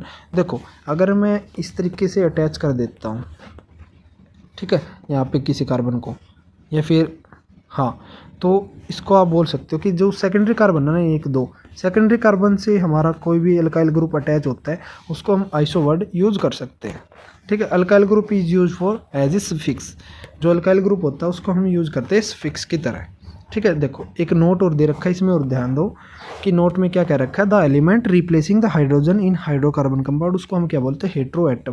देखो हाइड्रोजन की जगह यहाँ हाइड्रोजन होता है, ठीक है, तो हमने इसको हटा के हाइड्रोजन को क्लोरीन लगा दिया, तो हम क्लोरीन को क्या बोलेंगे, हेट्रो एटम, ठीक है। इसने रिप्लेस कर दिया हमारे हाइड्रोजन को किसी दूसरे एटम से। अभी देखो कुछ एक और रूल कहते हैं, अभी देख क्या है ना, हमारे more than 1 alkyl group are और या सब्स्टिट्यूएंट प्रेजेंट हो, तब क्या हम क्या करते हैं, देखो एक या एक से अधिक, एक से अधिक ही आते हैं मैक्सिमम, तो उसमें है ना हम डाई या ट्राई का वर्ड का यूज़ करते हैं just before the name of alkyl या सब्सटीट्यूट। जैसे मैं यहाँ पे कार्बन लगा दिया, ठीक है, तो सबसे लंबी चेन सिलेक्ट करूँगा ये वाली, या फिर ये वाली कर लो, 3 ही आएंगे। तो अब इसकी नेमिंग कैसे करूँगा, देखो नेमिंग में वही है, पहले पोजीशन मेंशन करनी होती है हमारी सब्स्टिट्यूट अल्काइल की, तो लोवेस्ट नंबर किस साइड से मिलेगा, दोनों साइड से सेम ही रहेगा, कहीं से नहीं इसकी नेमिंग कर सकते हो किसी डायरेक्शन से। तो 2 पे है ना, 2 नंबर पे हैं, और कितने हैं, 2 ही हैं, ठीक है। 2,2 डाई मिथाइल, ठीक है, डाई मिथाइल वर्ड रूट फिर लिखेंगे प्रोप, कार्बन कार्बन के बीच में सिंगल बॉन्ड है तो एन, प्रोपेन, तो ये हम लिख सकते हैं। अभी इसमें एक बात देखना आप यहाँ पे कि इसमें मैंने ना डाई वर्ड का यूज़ किया है। अभी सेम जो हमारा सब्स्टिट्यूएंट होगा या फिर अल्काइल ग्रुप होगा ना, अगर वो रिपीट होता है, हमारा सेम रिपीट होता है, तो उसके लिए हम डाई ट्राई वर्ड का हम यूज करते हैं, ठीक है। और ये पोजीशन इसने बताई है कि पहला हमारा अल्काइल ग्रुप है मिथाइल, और जो दूसरा भी है वे एक ही पोजीशन के ऊपर है, तो हमने अलग अलग इसको मेंशन करना होता है। ये बात थी। Position of each alkyl also mention, देखो ये पोजीशन भी मैंने मेंशन कर दी इसकी, यही कहता है हमारा। अभी बात आती है हमारे naming of unsaturated hydrocarbon compound की, जिनके बीच में डबल और ट्रिपल बॉन्ड होता है। देखो पहला रूल वही है, सबसे लंबी चेन सिलेक्ट करो डबल और ट्रिपल बॉन्ड वाली जिसमें प्रेजेंट हो, डबल और ट्रिपल बॉन्ड प्रेजेंट होना चाहिए, और सबसे लंबी चेन सिलेक्ट करनी कार्बन की। वही है, नंबरिंग कम दो, हमारे लोवेस्ट नंबरिंग करो, डबल और ट्रिपल बॉन्ड को सबसे छोटा नंबर मिलना चाहिए। थर्ड रूल क्या कहता है, अगर हमारा डबल और ट्रिपल बॉन्ड एक ही कार्बन की चेन में आ जाते हैं, तो इस तरीके से देखिए आप, मैं एग्जाम्पल देके आपको समझाता हूँ। जैसे इस तरीके से आ गया डबल और ट्रिपल, इसमें दोनों है, तो इसमें प्रेफरेंस है ना कि अब कहोगे कि सर इसमें नेमिंग किस साइड से करें, चलो नंबरिंग किस साइड से करेंगे, पहले तो नेमिंग तो बाद की बात है। लंबी चेन हमने सिलेक्ट कर ली, यही बनेगी, तो इसमें नंबरिंग किस साइड से करेंगे, हम करेंगे इस साइड से, क्योंकि प्रेफर किया जाता है हमारा डबल बॉन्ड को, ठीक है। ये रूल आपने ध्यान रखना है, क्लियर। अभी बात देखो, फंक्शनल ग्रुप भी आते हैं कुछ एक, फिर मैं बाद में आपको एक इसकी प्रैक्टिस भी करवा दूंगा अच्छे से। अभी पहले रूल्स देख लो। फंक्शनल ग्रुप क्या होते हैं, एन एटम और a group of atom which make a carbon compound reactive and decides property is called functional group. देखो फंक्शनल ग्रुप किसको बोलेंगे, हमारे किसी एटम को या फिर किसी ग्रुप ऑफ एटम को वो क्या करते हैं, कार्बन के कंपाउंड को रिएक्टिव बना देता है और वो उसकी प्रॉपर्टी को डिसाइड करता है, ठीक है, तो वो हमारा फंक्शनल ग्रुप होता है। एग्जांपल जैसे अल्कोहल हो गया, कार्बोक्सिलिक एसिड हो गया, ठीक है। फिर बात आती है alcohol, if 1 hydrogen are replace by OH group, like इस तरीके से था हमारा, हाइड्रोजन अटैच होते हैं ना यहाँ पे, ठीक है, तो यहाँ पे हाइड्रोजन था, अगर इस हाइड्रोजन को हटा के हम OH ग्रुप लगा देते हैं तो वो हमारा अल्कोहल ग्रुप बन जाता है, ठीक है। जैसे मिथेनॉल हो गया, सफिक्स हम इसमें कौन सा वर्ड यूज़ करेंगे, सफिक्स के लिए ओल यूज़ करेंगे, क्योंकि फंक्शनल ग्रुप है ना, पीछे लिखा जाता है। और इट इज़ आल्सो नोन है हाइड्रोक्साइल ग्रुप, भी इसी को बोलते हैं, अल्कोहल को ही हम हाइड्रोक्साइल ग्रुप बोलते हैं, ध्यान रखना, गलती मत कर देना। तो एल्डिहाइड में देखिए हमारे 2 हाइड्रोजन आइटम रिप्लेस करते हैं एक ऑक्सीजन को, और each carbon chain is the functional group aldehyde group. और मेंशन देखो, सबसे पहला रूल, इसकी एक बात याद रखनी है, ये हमारा एंड चेन में लगता है, ठीक है, एंड में या स्टार्टिंग में लग जाता है, ये बीच में कभी भी नहीं लगता एल्डिहाइड ग्रुप, या तो स्टार्टिंग में लगेगा या लास्ट में लगेगा, ठीक है। इस तरीके से यहाँ पे भी अगर आपको CHO मिल जाए, ठीक है, यहाँ पे कौन सा ग्रुप अपना, ये एल्डिहाइड ग्रुप है, या फिर आपको ऐसे मिल जाए, ठीक है, CHO लिखा, तो ये भी हमारा एल्डिहाइड ग्रुप है। ज़्यादातर एग्जामिनर कैसे देता है, इस तरीके से, ठीक है, क्योंकि बच्चा कंफ्यूज हो। ये हमारा कौन सा होता है, एल्डिहाइड ग्रुप होता है, ये हमारे या तो स्टार्टिंग में मिला लगेगा आपको, ज़्यादातर तो लास्ट में लगता है, बट कुछ एक केसेस के अंदर क्या पता एग्जामिनर आपका टेस्ट करना चाहता हो, इस तरीके से अरेंज कर दे उसको, ठीक है। तो ध्यान रखना बीच में ये नहीं लगता कभी भी। तो इसका जो पहला मेंबर होता है एल्डिहाइड का, वो कौन सा होता है, मिथेनॉल, नल, इसके लिए सफिक्स हम क्या यूज़ करते हैं, अल। ई को हटा के, जैसे ना मिथेन आता है तो ई को हटा देंगे, ए एल लगा देंगे, मिथेनल। ठीक है। फिर बात आता है हमारा कीटोन। कीटोन है ना हमारा सिमिलर एल्डिहाइड की तरह ही होता है, बट इसमें ऑक्सीजन अटैच है ना 2 कार्बन के बीच में होगी, note the at the end of chain. देखिए ये सबसे मेन इंपॉर्टेंट ग्रुप है, ये है ना हमारे, इसके ना दोनों तरफ कार्बन होने ज़रूरी हैं। ठीक है, यहाँ पे भी इसको लगा सकते हो, यहाँ पे भी लगा सकते हो, वो आपकी चॉइस है। डबल बॉन्ड ओ होता है इसकी नोटेशन। अगर आपने इसको एंड में लगा दिया चैन के, तो ये हमारा क्या हो जाएगा, एल्डिहाइड हो जाएगा, कीटोन नहीं बनेगा। तो इसका सीधा सीधा सा एक ही फंडा है कि ये हमारे 2 कार्बन के बीच में एग्जिस्ट करता है। तो इसका जो पहला मेंबर होगा ना, यही मैंने जो ड्रॉ किया है, यही इसका पहला मेंबर होगा। क्योंकि 2 कार्बन के बीच में अगर आप इसको लगाओगे ना, जैसे इस तरीके से बनाओगे स्ट्रक्चर, तो ये तो हमारा एल्डिहाइड ग्रुप हो जाएगा। तो मिनिमम इसका पहला जो मेंबर बनने के लिए 3 कार्बन की आवश्यकता होती है। तो इसका पहला जो मेंबर होगा वो क्या होगा, प्रोपेनोन। इसके लिए जो सफिक्स यूज किया जाता है ना, ONE यूज किया जाता है। ठीक है, प्रोपेनोन। फिर बात आती है carboxylic acid group. Carboxylic acid group का हम कैसे नोटेशन होती है इसकी, COOH से होती है। ठीक है, जैसे हम इसको ऐसे भी लिख सकते हैं, डबल बॉन्ड O या फिर OH, इस तरीके से डबल बॉन्ड O भी होगा या फिर OH भी होगा। ठीक है, और इसमें हम इसको ऐसे भी लिख सकते हैं। और एक बात और ध्यान रखना, जितने भी मैंने बताए हैं कार्बन के, जैसे एल्डिहाइड था, ठीक है, और ये हमारा कार्बोक्सिलिक एसिड हो गया, हम इसके कार्बन को चूज करते हैं, इसी को पहला नंबर देंगे इस साइड से, अगर कोई भी सब्स्टिट्यूएंट नहीं लगा हुआ है तो। ठीक है, बाकी आपको इतना ज़्यादा डीप में नहीं जाना। तो इसका कार्बन भी हम कंसिडर करते हैं, ये नहीं कि हमने सिर्फ इसी को यूज़ कर दिया, नहीं, इसका कार्बन को भी हम कंसिडर करेंगे। इसका जो पहला मेंबर होता है वो कौन सा होता है, मिथेनोइक एसिड। ठीक है, ये इसका स्ट्रक्चर हो जाता है।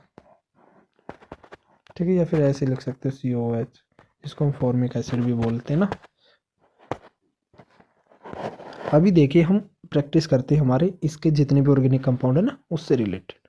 चलिए, तो देखिए हमारा इसमें क्या क्या रखा है। पहला क्वेश्चन में right the IUPAC name of the following compound. तो हम पहले इस साइड से स्टार्ट करेंगे। ठीक है, तो हम देखते हैं इसमें पहला रूल हमें क्या कहता है कि हमने पहली लंबी सिलेक्ट जो करनी है लाइन, वो जिसमें नंबर ऑफ कार्बन ज़्यादा हो, तो यही है हमारी। और नंबरिंग दूसरा रूल कहता है कि हमारा जो भी सब्स्टिट्यूएंट अल्काइल ग्रुप है या, ठीक है, तो उसको लोवेस्ट नंबर मिलना चाहिए। तो इसमें कोई भी नहीं लगा हुआ, तो हम नंबरिंग कहीं से भी कर सकते हैं।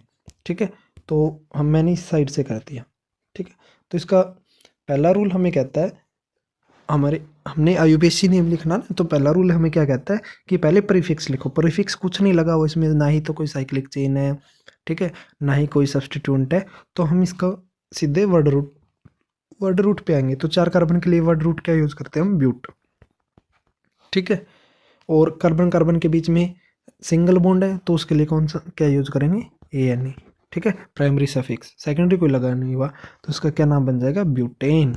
ठीक है, तो सेम ऐसे ही हमारा सेकंड क्या कहता है, सबसे लंबी सिलेक्ट चेन करनी है कार्बन कार्बन की, तो हमने सिलेक्ट कर दी। दूसरा रूल कहता है कि हमें ना हमारा जो कोई भी सब्स्टिट्यूएंट होगा या फिर कोई भी हमारा फंक्शनल ग्रुप होगा, तो उसको लोवेस्ट नंबर मिलना चाहिए। तो हमारा अगर यहाँ से नंबरिंग करते हैं तो 5, तो यहाँ पे डबल बॉन्ड को कौन सा नंबर मिल रहा है, 3। अगर हम राइट साइड से करेंगे 1 2 3 4 5, तो कार्बन जो हमारा होगा फंक्शनल ग्रुप होगा, या फिर सॉरी जो भी हमारा डबल बॉन्ड है उसको कौन सा नंबर, कौन सा इस यहाँ पे तो मिल रहा है 2 ऊपर वाले ग्रीन से, और इससे जो हमारी नीचे वाली थी ना लेफ्ट साइड से हमने नंबरिंग की थी, तो उसको 3 मिला था, तो हम इसको हटा देंगे। ठीक है, तो हमें कौन सा मिला भाई, किस साइड से करेंगे हम नंबरिंग, इसी साइड से करेंगे। ठीक है, तो इसका नेमिंग करेंगे। अब बात आती है नेमिंग की। नेमिंग में हम इसमें कोई भी साइक्लिक चेन या फिर हमारे सब्स्टिट्यूएंट नहीं लगवा, तो हम वर्ड रूट पे आते हैं। तो वर्ड रूट इसका क्या है, 5 कार्बन के लिए पेंट। ठीक है, कार्बन कार्बन के बीच में डबल बॉन्ड या ट्रिपल बॉन्ड है। ठीक है, कितने पे है, तो उसके लिए इन लिखेंगे। तो इसमें पोजीशन भी मेंशन करेंगे, कौन से कार्बन पे है, 2 पे है, और कौन सा डबल बॉन्ड है, तो ENE।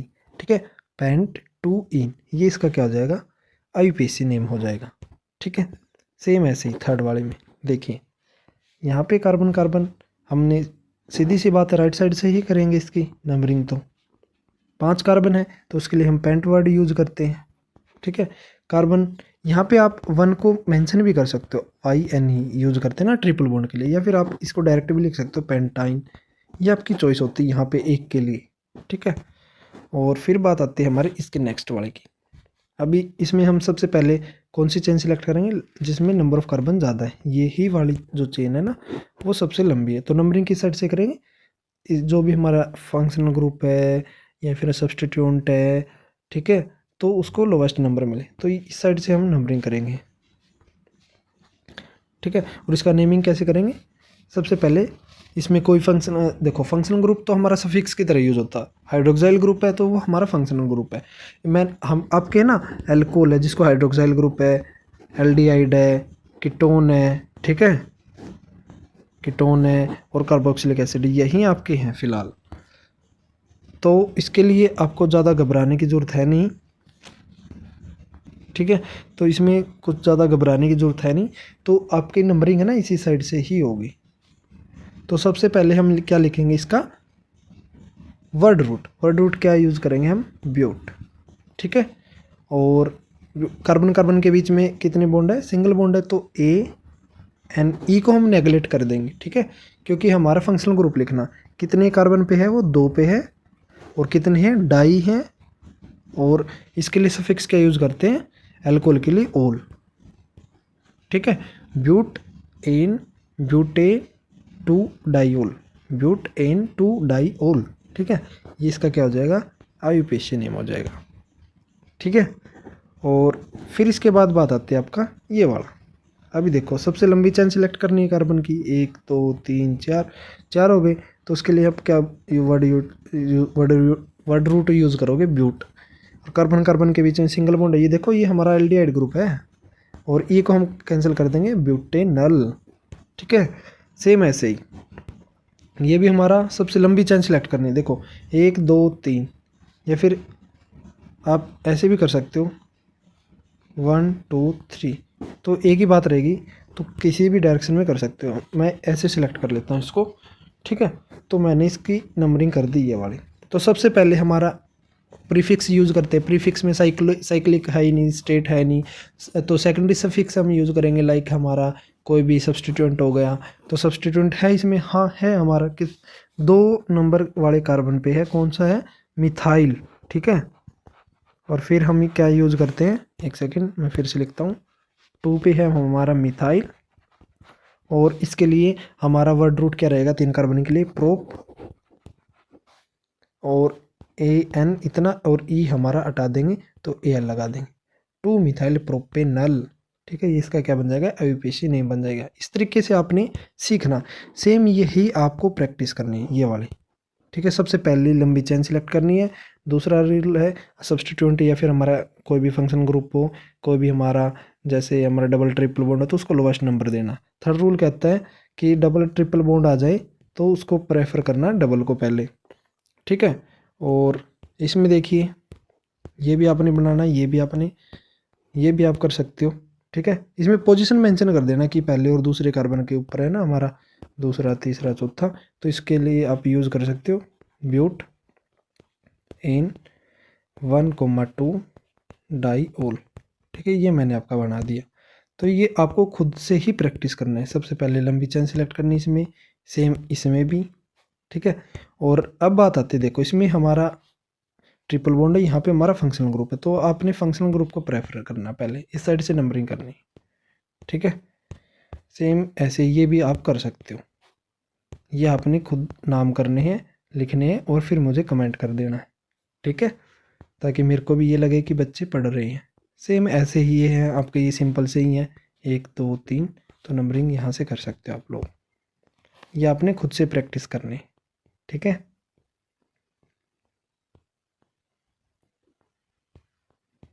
ये आपके हो जाएंगे आपसे, इतने कोई मुश्किल है नहीं। अगर आप इनकी प्रैक्टिस कर लेते हो, मैंने आपको सिखा दिया, तो आपको कोई प्रॉब्लम नहीं आएगी। ये देखिए ये सब्स्टिट्यूएंट आ गया, ये मैं करवा देता हूँ, ये आप कर लेना, या फिर मैं ये करवा देता हूँ, ये आप खुद कर लेना, ठीक है। ये वाले देख लो।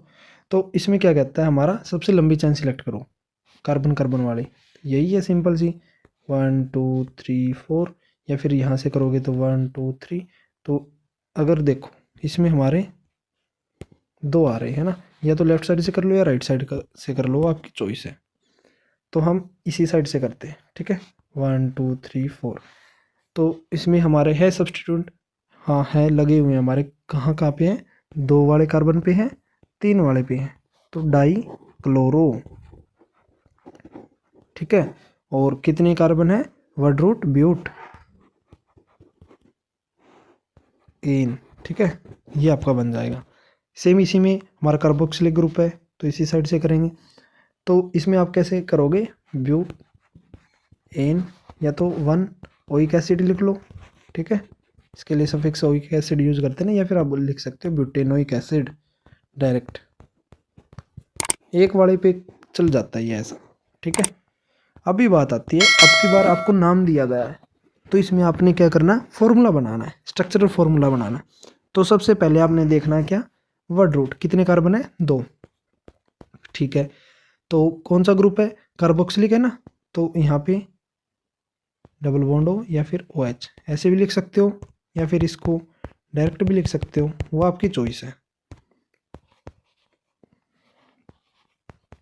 ठीक है। और इसकी हाइड्रोजन से वैलेंसी कंप्लीट कर देना।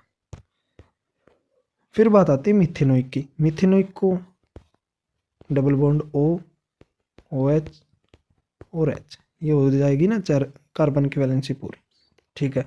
अब बात आती है इथाइन की, इथाइन में आपके 2 कार्बन होंगे और YN है तो ट्रिपल बॉन्ड होगा इनके बीच में, तो इसको एसिटाइलिन भी बोलते हैं इसका कॉमन नेम में। अब बात आती है ये वाले, तो सबसे पहले अपने कार्बन देखने कितने, प्रोप 3 है ना, 1 2 3, और 2 पे आपका मिथाइल ग्रुप लगा हुआ है, यहाँ पे CH3 ग्रुप लगा हुआ है, तो यहाँ पे आप वैलेंसी कंप्लीट कर दो इसकी, ठीक है, ये इसका स्ट्रक्चर हो जाएगा। अभी देखो इसमें क्या, प्रोपेनॉल, प्रोपेन 2 ओल, तो इसमें पहले आपने कार्बन देखना है कि वर्ड रूट कितना है इसका, 3 है ना कार्बन, 1 2 3, तो फिर लिखना है OH, यहाँ पे ऊपर की तरफ लगा दो, नीचे की तरफ एक ही बात होती है, तो यहाँ पे इसकी वैलेंसी कंप्लीट कर देना, सिंपल ही है, ठीक है। 1 प्रोपेनल, अभी देखो इसका बनाना है आपको, तो इसमें 3 कार्बन है, ठीक है, इस साइड से आप कर सकते हो, ये मैंने बना दिया एल्डिहाइड ग्रुप, ठीक है। अभी इसमें देखो ब्यूट 1 आइन है, तो पहले आपको क्या करना है, 4 कार्बन बनाने हैं, 4 कार्बन हमने बना दिए, तो हमने देखना 3 पे हमारा क्या है, मिथाइल है, ठीक है। हम नंबरिंग अगर इस साइड से करेंगे तो यहाँ पे हमने ट्रिपल बॉन्ड बनाना पड़ेगा, ठीक है। 3 पे हमारा मिथाइल है, यहाँ पे कर दो CH3 और वैलेंसी कंप्लीट कर देना, इसका स्ट्रक्चर बन जाएगा। सेम ऐसे ही हमारा क्या है, प्रोपेन है, मतलब 3 कार्बन एटम है, ठीक है। और 2 पे हमारा यहाँ पे CH3 है,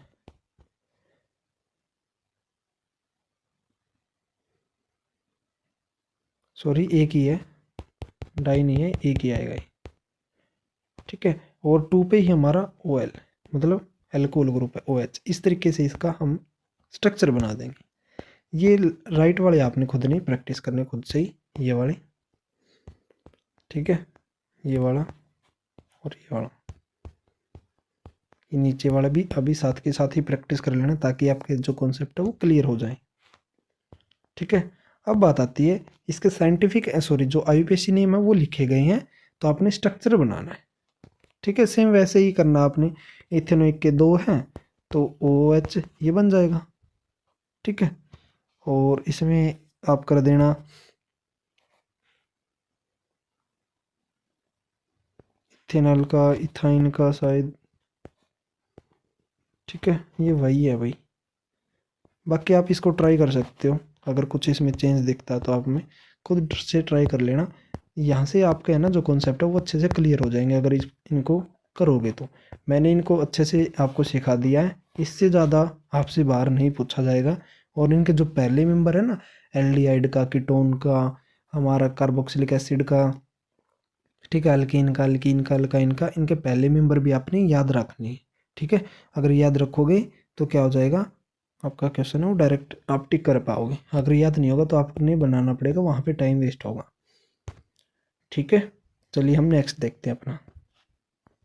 यहाँ पे आ गए थे हम होमोलोगस सीरीज के अंदर। यहाँ तक हमने कंप्लीट कर लिया था और आपको सिखा भी दिया अच्छे से। ठीक है, अभी बात आती है हमारी होमोलोगस सीरीज के बारे में। देखिए होमोलोगस सीरीज क्या होती है। A homologous series is a group of organic compound having similar structure and similar chemical property in such successive differ by CH2 group. देखिए हमारी इस होमोलोगस सीरीज में क्या होगी, ये हमारी सीरीज होती है किसी भी ऑर्गेनिक कंपाउंड की। ठीक है, उसका सेम ही तो स्ट्रक्चर होता है। ठीक है, स्ट्रक्चर भी सेम होता है, केमिकल प्रॉपर्टी भी सेम होती है, और इनके अंदर ना जो अगला मेंबर होगा, ठीक है, होमोलोगस सीरीज का, उसके अंदर सिर्फ CH2 ग्रुप का ही डिफरेंस मिलता है। या फिर आप बोल सकते हो CH2 ग्रुप को इसका एटॉमिक नंबर 12, इसका 2 हो जाएगा, तो ओवरऑल 14 यूनिट का डिफरेंस देखने को मिलता है। तो various organic compound homologous series को हम क्या बोलते हैं, होमोलोगई बोलते हैं। ठीक है, होमोलोगई। फिर बात आती है कैरेक्टरिस्टिक्स क्या है हमारी होमोलोगस सीरीज की।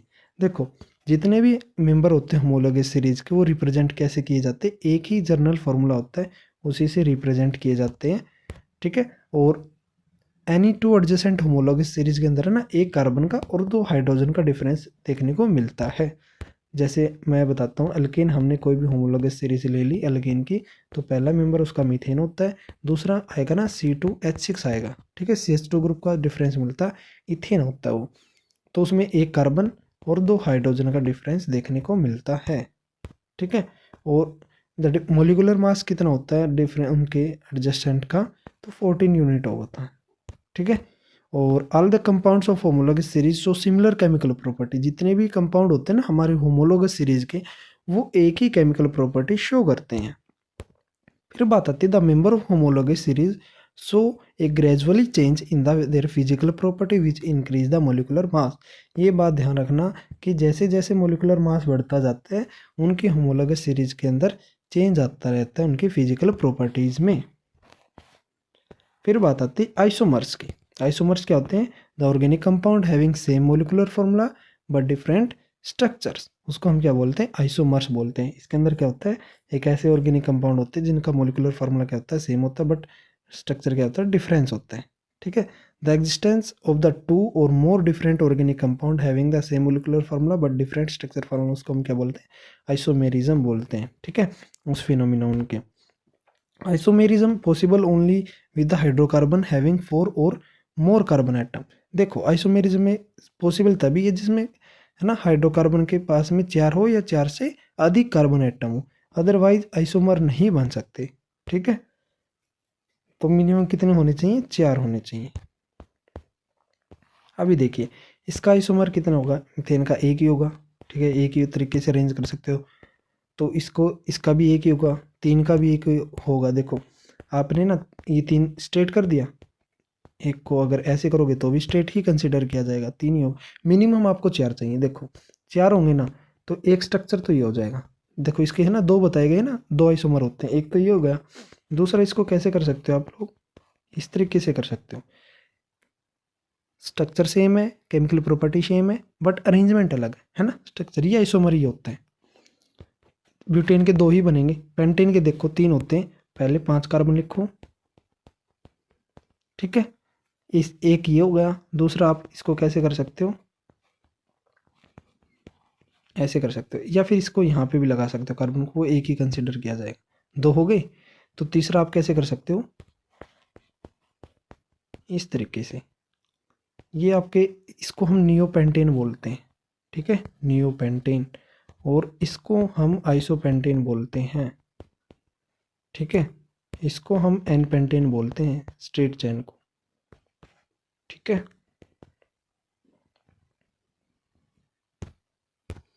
हेक्सेन के कितने आइसोमर होते हैं, 5 होते हैं।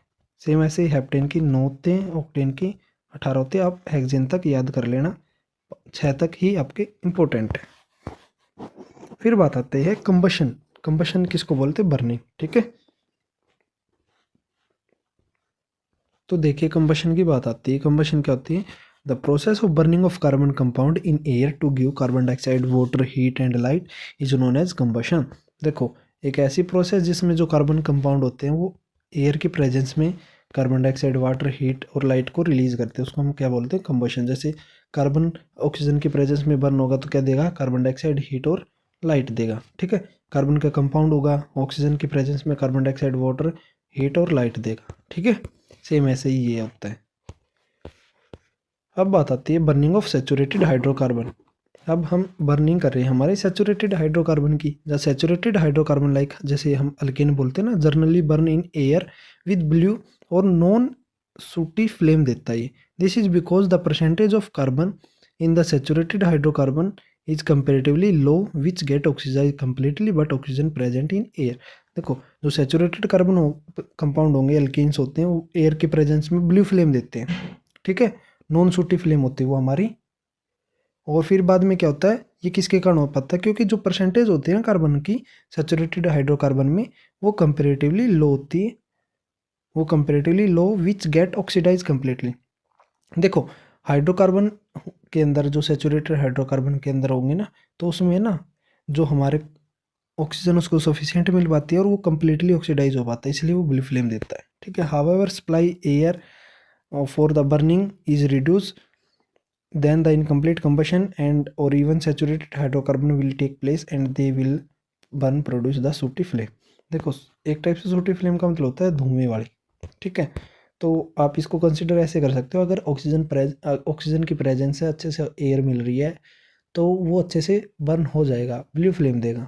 अगर वो अच्छे से बर्न नहीं हो रहा है तो उसको इनकम्प्लीट एयर मिल रही है तो वो सूटी फ्लेम देगा। ठीक है, फिर बात आती है burning of unsaturated hydrocarbon compound. ठीक है, हाइड्रोकार्बन की अनसैचुरेटेड हाइड्रोकार्बन होते हैं, जैसे अल्कीन अल्काइन हो गए ना, अल्कीन अल्काइंस हो गए, तो वो बर्न करते हैं एयर के प्रेजेंस में येलोइस। ठीक है, सूटी फ्लेम देंगे, प्रोड्यूस ब्लैक स्मोक। ठीक है, और unsaturated hydrocarbons are burn in the pure oxygen, then they will burn completely producing blue flame. अगर उनको एयर अच्छे से मिल पा रही है तो ब्लू फ्लेम देंगे। ठीक है, अगर नहीं मिल पा रही अच्छे से तो वो क्या करेंगे?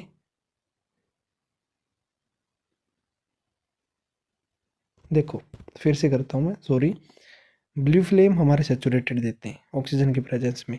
अगर उसको प्योर ऑक्सीजन मिली ना, इनको अगर इनको एयर मिली है तो ये येलो फ्लेम देंगे और ब्लैक स्मोक निकालेंगे। अगर प्योर ऑक्सीजन नहीं मिल रही तो ये येलो और ब्लैक स्मोक है। अगर इनको प्योर ऑक्सीजन मिल रही है तो ये ब्लू फ्लेम देंगे बस, और उसमें धुआं भी नहीं निकलेगा। ये डिफरेंस है, ध्यान रखना। फिर बात आती है कुछ एक इम्पोर्टेंट पॉइंट है, जैसे हमारी नेचुरल गैस हो गई। ठीक है, और प्रोड्यूस इसके अंदर ना मेन कॉन्स्टिट्यूट इसका मीथेन होता है, 95% तक होता है। ठीक है, और produce a lot of heat on burning, so it is used as a fuel in homes, transport and in industries. तो ये हमारी किस में यूज़ की जाती है? हमारे होम के अंदर भी यूज़ करते हैं हम सीएनजी को। ठीक है, natural gas, sorry compressed natural gas बोल सकते हो अगर आप बोलना चाहो तो इसको। कम्प्लीटली ट्रांसपोर्ट के लिए यूज़ करते हैं, इंडस्ट्रीज़ के अंदर भी यूज़ करते हैं इसको। ठीक है, व्हीकल्स में करते हैं ना ट्रांसपोर्ट, ये वही है। कुकिंग ऑफ, जैसे एलपीजी हो गई, हमारे लिक्विफाइड पेट्रोलियम गैस होती है ना इसकी फुल फॉर्म, तो इसकी ये हमारी मेनली किसके, इसका मेन कॉन्स्टिट्यूट क्या होता है? ब्यूटेन होता है। ठीक है, और एलपीजी बर्न होती है एयर की प्रेजेंस में। ठीक है, तो ये हमारे गैस स्टोव होता है ना उसके ऊपर, तो ये क्या करती है हमारी lot of carbon dioxide and water vapour with evolution of lot of heat भी ये हमारे रिलीज करती है। ठीक है, एलपीजी आपने देखा होगा, एक्सीलेंट डोमेस्टिक फ्यूल है ये हमारा। और गैस स्टोव होता है जिसमें कैरोसिन स्टोव वाला है ना, used our homes to fit tiny holes होते हैं उसमें for air, so that sufficient oxygen for air is available for complete burning of fuel to produce smokeless blue flame. इसमें क्या होता है हमारा, अगर उसको आपने देखा हो हमारे गैस चूल्हे को या फिर हमारे कैरोसिन स्टोव होता है ना उसको, तो उसके है ना जो बर्निंग वाला जो एरिया होता है वहाँ पे है ना ऐसे सर्कुलर शेप में आपको होल से दिखेंगे। वो इसलिए दिए जाते हैं ताकि उसमें एयर अच्छे से इन अंदर चली जाए और हमारी जो ऑक्सीजन है वो अच्छे से मिल जाए और उसकी बर्निंग है हमारे फ्यूल की वो अच्छे से हो जाए। बस यही मेन रीज़न है इंपॉर्टेंट पॉइंट्स में। फिर बात आती है हमारे मिक्सचर ऑफ एसिटाइलिन, जिसको हम इथाइन बोलते हैं। Pure oxygen is used for welding of metals. ठीक है, हमारा एसिटाइलिन का जो मिक्सचर है ना, अगर उसको प्योर ऑक्सीजन मिली तो हमारे वेल्डिंग ऑफ मेटल्स में यूज किए जाती हैं। When these are burn the acetylene burn completely produce a blue flame. The oxygen acetylene flame या फिर ऑक्सी एसिटाइलिन फ्लेम बोलते हैं जिसको, इज एक्सट्रीमली हॉट होती है, वो प्रोड्यूस करती है very high temperature which is use for welding metals. Metal की वेल्डिंग्स के लिए हम किसका यूज़ करते हैं? एसिटाइलिन का, अगर उसको प्योर ऑक्सीजन मिल रही है तो। इनकम्प्लीट कंबशन हमारे क्या होता है, इनसफिशियंट सप्लाई होती है ऑक्सीजन की, तो उसी के कारण हमारा अनबर्न्ड कार्बन रह जाता है और वो हमारे सूटी फ्लेम देता है, जो कि हमारी इन्वायरमेंट को पोल्यूशन में इंक्रीज करती है। ठीक है, पोल्यूट करती है एक टाइप से।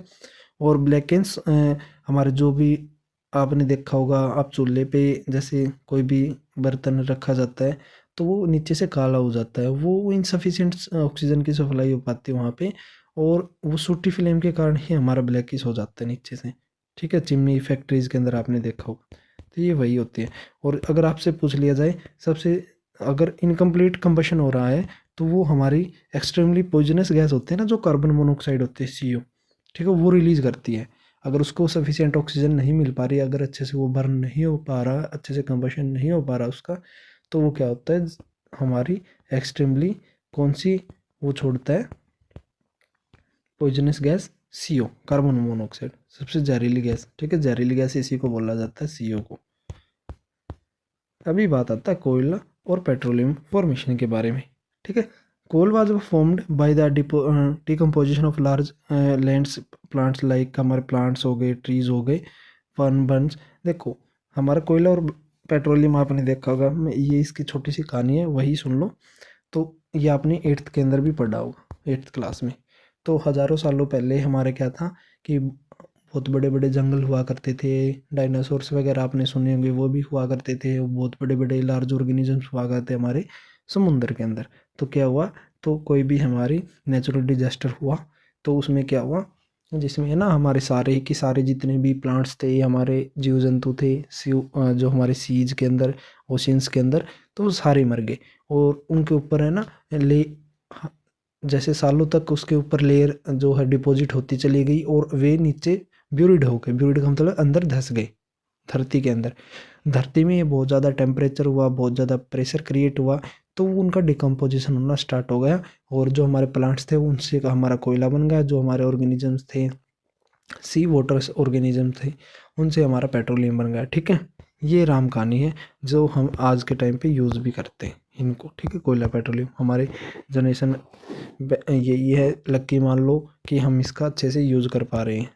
ठीक है, उनसे पेट्रोलियम से अलग अलग प्रोडक्ट बनाए जाते हैं, केरोसिन ऑयल हो गया, पेट्रोल हो गया, डीजल हो गया, ठीक है, लुब्रिकेंट ऑयल हो गया, तो ये अलग अलग होते हैं। अभी बात आती है एडिशन रिएक्शन की बात। ठीक है, इंपॉर्टेंट है। Unsaturated hydrocarbon add hydrogen in the presence of catalyst such as palladium in equal to give a saturated hydrocarbon compound. देखो, अनसैचुरेटेड हाइड्रोकार्बन में हाइड्रोजन का ऐड होना किसके प्रेजेंस में, कैटलिस्ट। कैटलिस्ट कौन से, पैलेडियम, प्लेटिनम, निकिल। ठीक है, इनकी प्रेजेंस में अनसैचुरेटेड हाइड्रोकार्बन के साथ में हाइड्रोजन का अटैच होना, और वो क्या प्रोड्यूस करते हैं, हमारा सैचुरेटेड कंपाउंड। ठीक है, तो इसको हम क्या बोलते हैं, एडिशन रिएक्शन बोलते हैं। फिर बात आती है, this reaction is used for hydrogenation of vegetable oil to prepare vegetable ghee. ठीक है, ये हाइड्रोजनेशन रिएक्शन वेजिटेबल ऑयल से वेजिटेबल घी बनाने में हम यूज़ करते हैं, जिसको हम वनस्पति घी बोलते हैं ना, उसमें इस रिएक्शन का यूज किया जाता है। फिर बात आती है वेजिटेबल घी। अभी देखिए, इसमें बात आती है हमारी वेजिटेबल घी की। Vegetable oil containing unsaturated fatty acid are good for our health and should be use for cooking. जो वेजिटेबल ऑयल होता है वो हमारे किस में, अनसैचुरेटेड फैटी एसिड होते हैं उसमें, और वो हमारी हेल्थ के लिए और कुकिंग के लिए यूज अच्छा होता है, लाभदायक होता है। सैचुरेटेड फैट्स लाइक हमारे वेजिटेबल घी हो गया, obtain by the hydrogenation of oils are not good for health.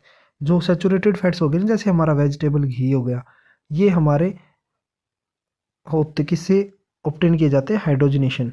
ठीक है, उस प्रोसेस से किए जाते हैं, ये हमारे हेल्थ के लिए अच्छे नहीं होते।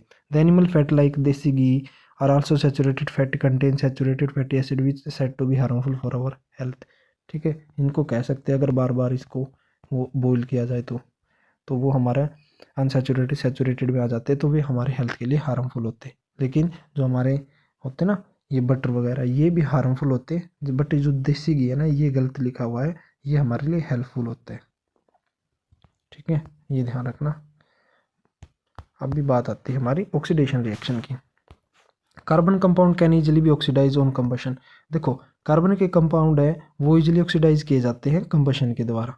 ठीक है, और ethanol can be converted into ethanoic acid. अभी ये इंपॉर्टेंट पॉइंट है कि जो कार्बन के कंपाउंड है ना वो इजिली ऑक्सीडाइज हो जाते हैं। ठीक है, और आग लग जाती है, उनको बर्न हो जाते हैं। बट जो इथेनॉल है ना कैन बी कन्वर्टेड, हम इथेनोइक एसिड, इथेनॉल से हम इथेनोइक एसिड बना सकते हैं किसके प्रेजेंस में, KMnO4। ठीक है, और एसिडिफाइड K2Cr2O7, एल्कलाइन KMnO4 और एसिडिफाइड K2Cr2O7। ठीक है, potassium dichromate which are use for oxidising agent की तरह हम इसको यूज़ कर सकते हैं। ऑक्सीडेशन यही बात है कि हमारे अल्कोहल से हमारा कार्बोक्सिलिक एसिड बन जाना किसकी हेल्प से, एल्कलाइन KMnO4 K2Cr2O7। ठीक है, एसिडिफाइड K2Cr2O7 ये ऑक्सीडाइजिंग एजेंट है। ठीक है, ये इस तरीके से ये रिएक्शन करके आपको दिखाई गई है। अभी बात आती है सब्स्टिट्यूशन रिएक्शन। सब्स्टिट्यूट का मतलब होता है रिप्लेस करना। ठीक है, हाइड्रोजन को किसी अदर इलेक्ट्रोनेगेटिव एलिमेंट के साथ में हम रिप्लेस कर देते हैं तो वो हमारा क्या हो जाता है, सब्स्टिट्यूशन रिएक्शन हो जाती है। The reaction in which one hydrogen atom of hydrocarbon are replace by another atom. ठीक है, लाइक क्लोरीन हो गया या फिर हमारा ब्रोमीन हो गया, उससे हम रिप्लेस कर देते हैं तो हमारी सब्स्टिट्यूशन रिएक्शन होती है। ये हमारी प्रेजेंस ऑफ सनलाइट होती है, CH3Cl प्लस में HCl होता है। Saturated hydrocarbon can be generally unreactive होती है, but chlorine atom replace the hydrogen atom very fastly in the presence of sunlight. ठीक है, जो सैचुरेटेड हाइड्रोकार्बन होती है वो जर्नली अनरिएक्टिव होती है, बट जो क्लोरीन होता है ना वो उसको रिप्लेस कर देता है, तो वो फास्टली किसकी हेल्प से रिप्लेस हो जाती है, वो हमारे सनलाइट की हेल्प से। और इसका जो CH Cl3 ये हमारा क्लोरोफॉर्म बनाता है और फिर ये रिपीट होती है अगेन एंड अगेन और लास्ट तक चलती है जब तक चारों की चारों हाइड्रोजन है वो रिमूव नहीं हो जाती, तो वो उसको हम क्या बोलते हैं, टेट्राक्लोरोमीथेन बोलते हैं। ठीक है, इंडस्ट्रियल नेम इसका पायरीन है भाई, याद रखना। टेट्राक्लोरो हमारा जो कार्बन होता है ना टेट्राक्लोरोमीथेन है, इसको हम क्या बोलते हैं, पायरीन भी बोलते हैं। अगर आपसे कोई पूछ ले पायरीन का फॉर्मूला क्या होता है, CCl4 होता है। ठीक है, ये हमारा कलरलेस होता है और स्वीट स्मेल होती है इसकी। फिर बात आता है ब्रोमीन वाटर टेस्ट। ये सिंपल सा है और ये हमारा यूज किया जाता है कि हम इसमें अनसैचुरेटेड हाइड्रोकार्बन कंपाउंड है ना उसको डिटेक्ट कर सके, चेक कर सके। व्हेन ब्रोमीन वाटर को हम ऐड करते हैं अनसैचुरेटेड कंपाउंड के अंदर, तो ब्रोमीन हमारा जैसे ही ऐड करते हैं ना अनसैचुरेटेड कंपाउंड में, तो रेड ब्राउन कलर हो जाता है, वाटर का डिस्चार्ज हो जाता है, तो वो कलरलेस हो जाएगा। ठीक है, तो इसका कहने का मतलब है कि जैसे ही हमने ब्रोमीन वाटर को ऐड किया, या फिर आप बोल सकते हैं सैचुरेटेड कंपाउंड में हमने ब्रोमीन वाटर को ऐड कर दिया, तो जैसे ही उसके अंदर ऐड हुआ तो वो क्या हो जाएगा, रेड ब्राउन कलर का हो जाएगा ब्रोमीन वाटर, और उसको हटा दिया तो कलरलेस हो जाएगा। ठीक है, अब बात आती है इथेनॉल और इथेनोइक की प्रॉपर्टी के बारे में देखेंगे। ठीक है, चलिए देखते हैं। इथेनॉल इसको हम क्या बोलते हैं, इथाइल अल्कोहल भी बोलते हैं। ठीक है, और इसका फार्मूला होता है C2H5OH भी होता है। ठीक है, इसके फार्मूला का अगर आपसे कोई पूछ ले कि फार्मूला बताऊं इथेनॉल का, तो क्या कहोगे, C2H5OH। और इसके फार्मूले का स्ट्रक्चर भी ड्रॉ कर सकते हो भाई इस तरीके से। ठीक है, इसकी वैलेंसी कंप्लीट कर लेना। फिर बात आती है इसका कॉमन नेम, हम इथेनॉल को हम इथाइल अल्कोहल भी बोल सकते हैं और अल्कोहल भी बोलते हैं भाई। और जो मेन कॉन्स्टिट्यूट होता है ना इसका, या फिर जो हमारी जो इथेनॉल से हम क्या बनाते हैं, बियर बनाते हैं, विस्की बनाते हैं, वाइन बनाते हैं, कफ साइरप होता है ना उसको भी बनाते हैं भाई इथेनॉल से। इथेनॉल की प्रॉपर्टीज़ क्या क्या होती हैं, कलरलेस लिक्विड है ये हमारा। ठीक है, प्लीजेंट स्मेल देता है, बर्निंग टेस्ट है इसका, और मेल्टिंग पॉइंट इसका 117 डिग्री सेल्सियस है। ठीक है, और ये माइनस नहीं आएगा, ये 117 डिग्री सेल्सियस है। ठीक है, 156 केल्विन भी बोल सकते हैं इसको, इसके टेम्परेचर। और volatile liquid having the boiling point इसका बॉइलिंग पॉइंट होगा वो 78 डिग्री सेल्सियस होगा या फिर 351 केल्विन बोलते हैं। फिर बात आती है ये हमारा न्यूट्रल होता है compound, all alcohol are neutral होती है। सोल्यूबल है ये हमारा वाटर में in proportion due to hydroxyl group है ना इसमें, तो इसकी वजह से ये हमारे सोल्यूबल भी है।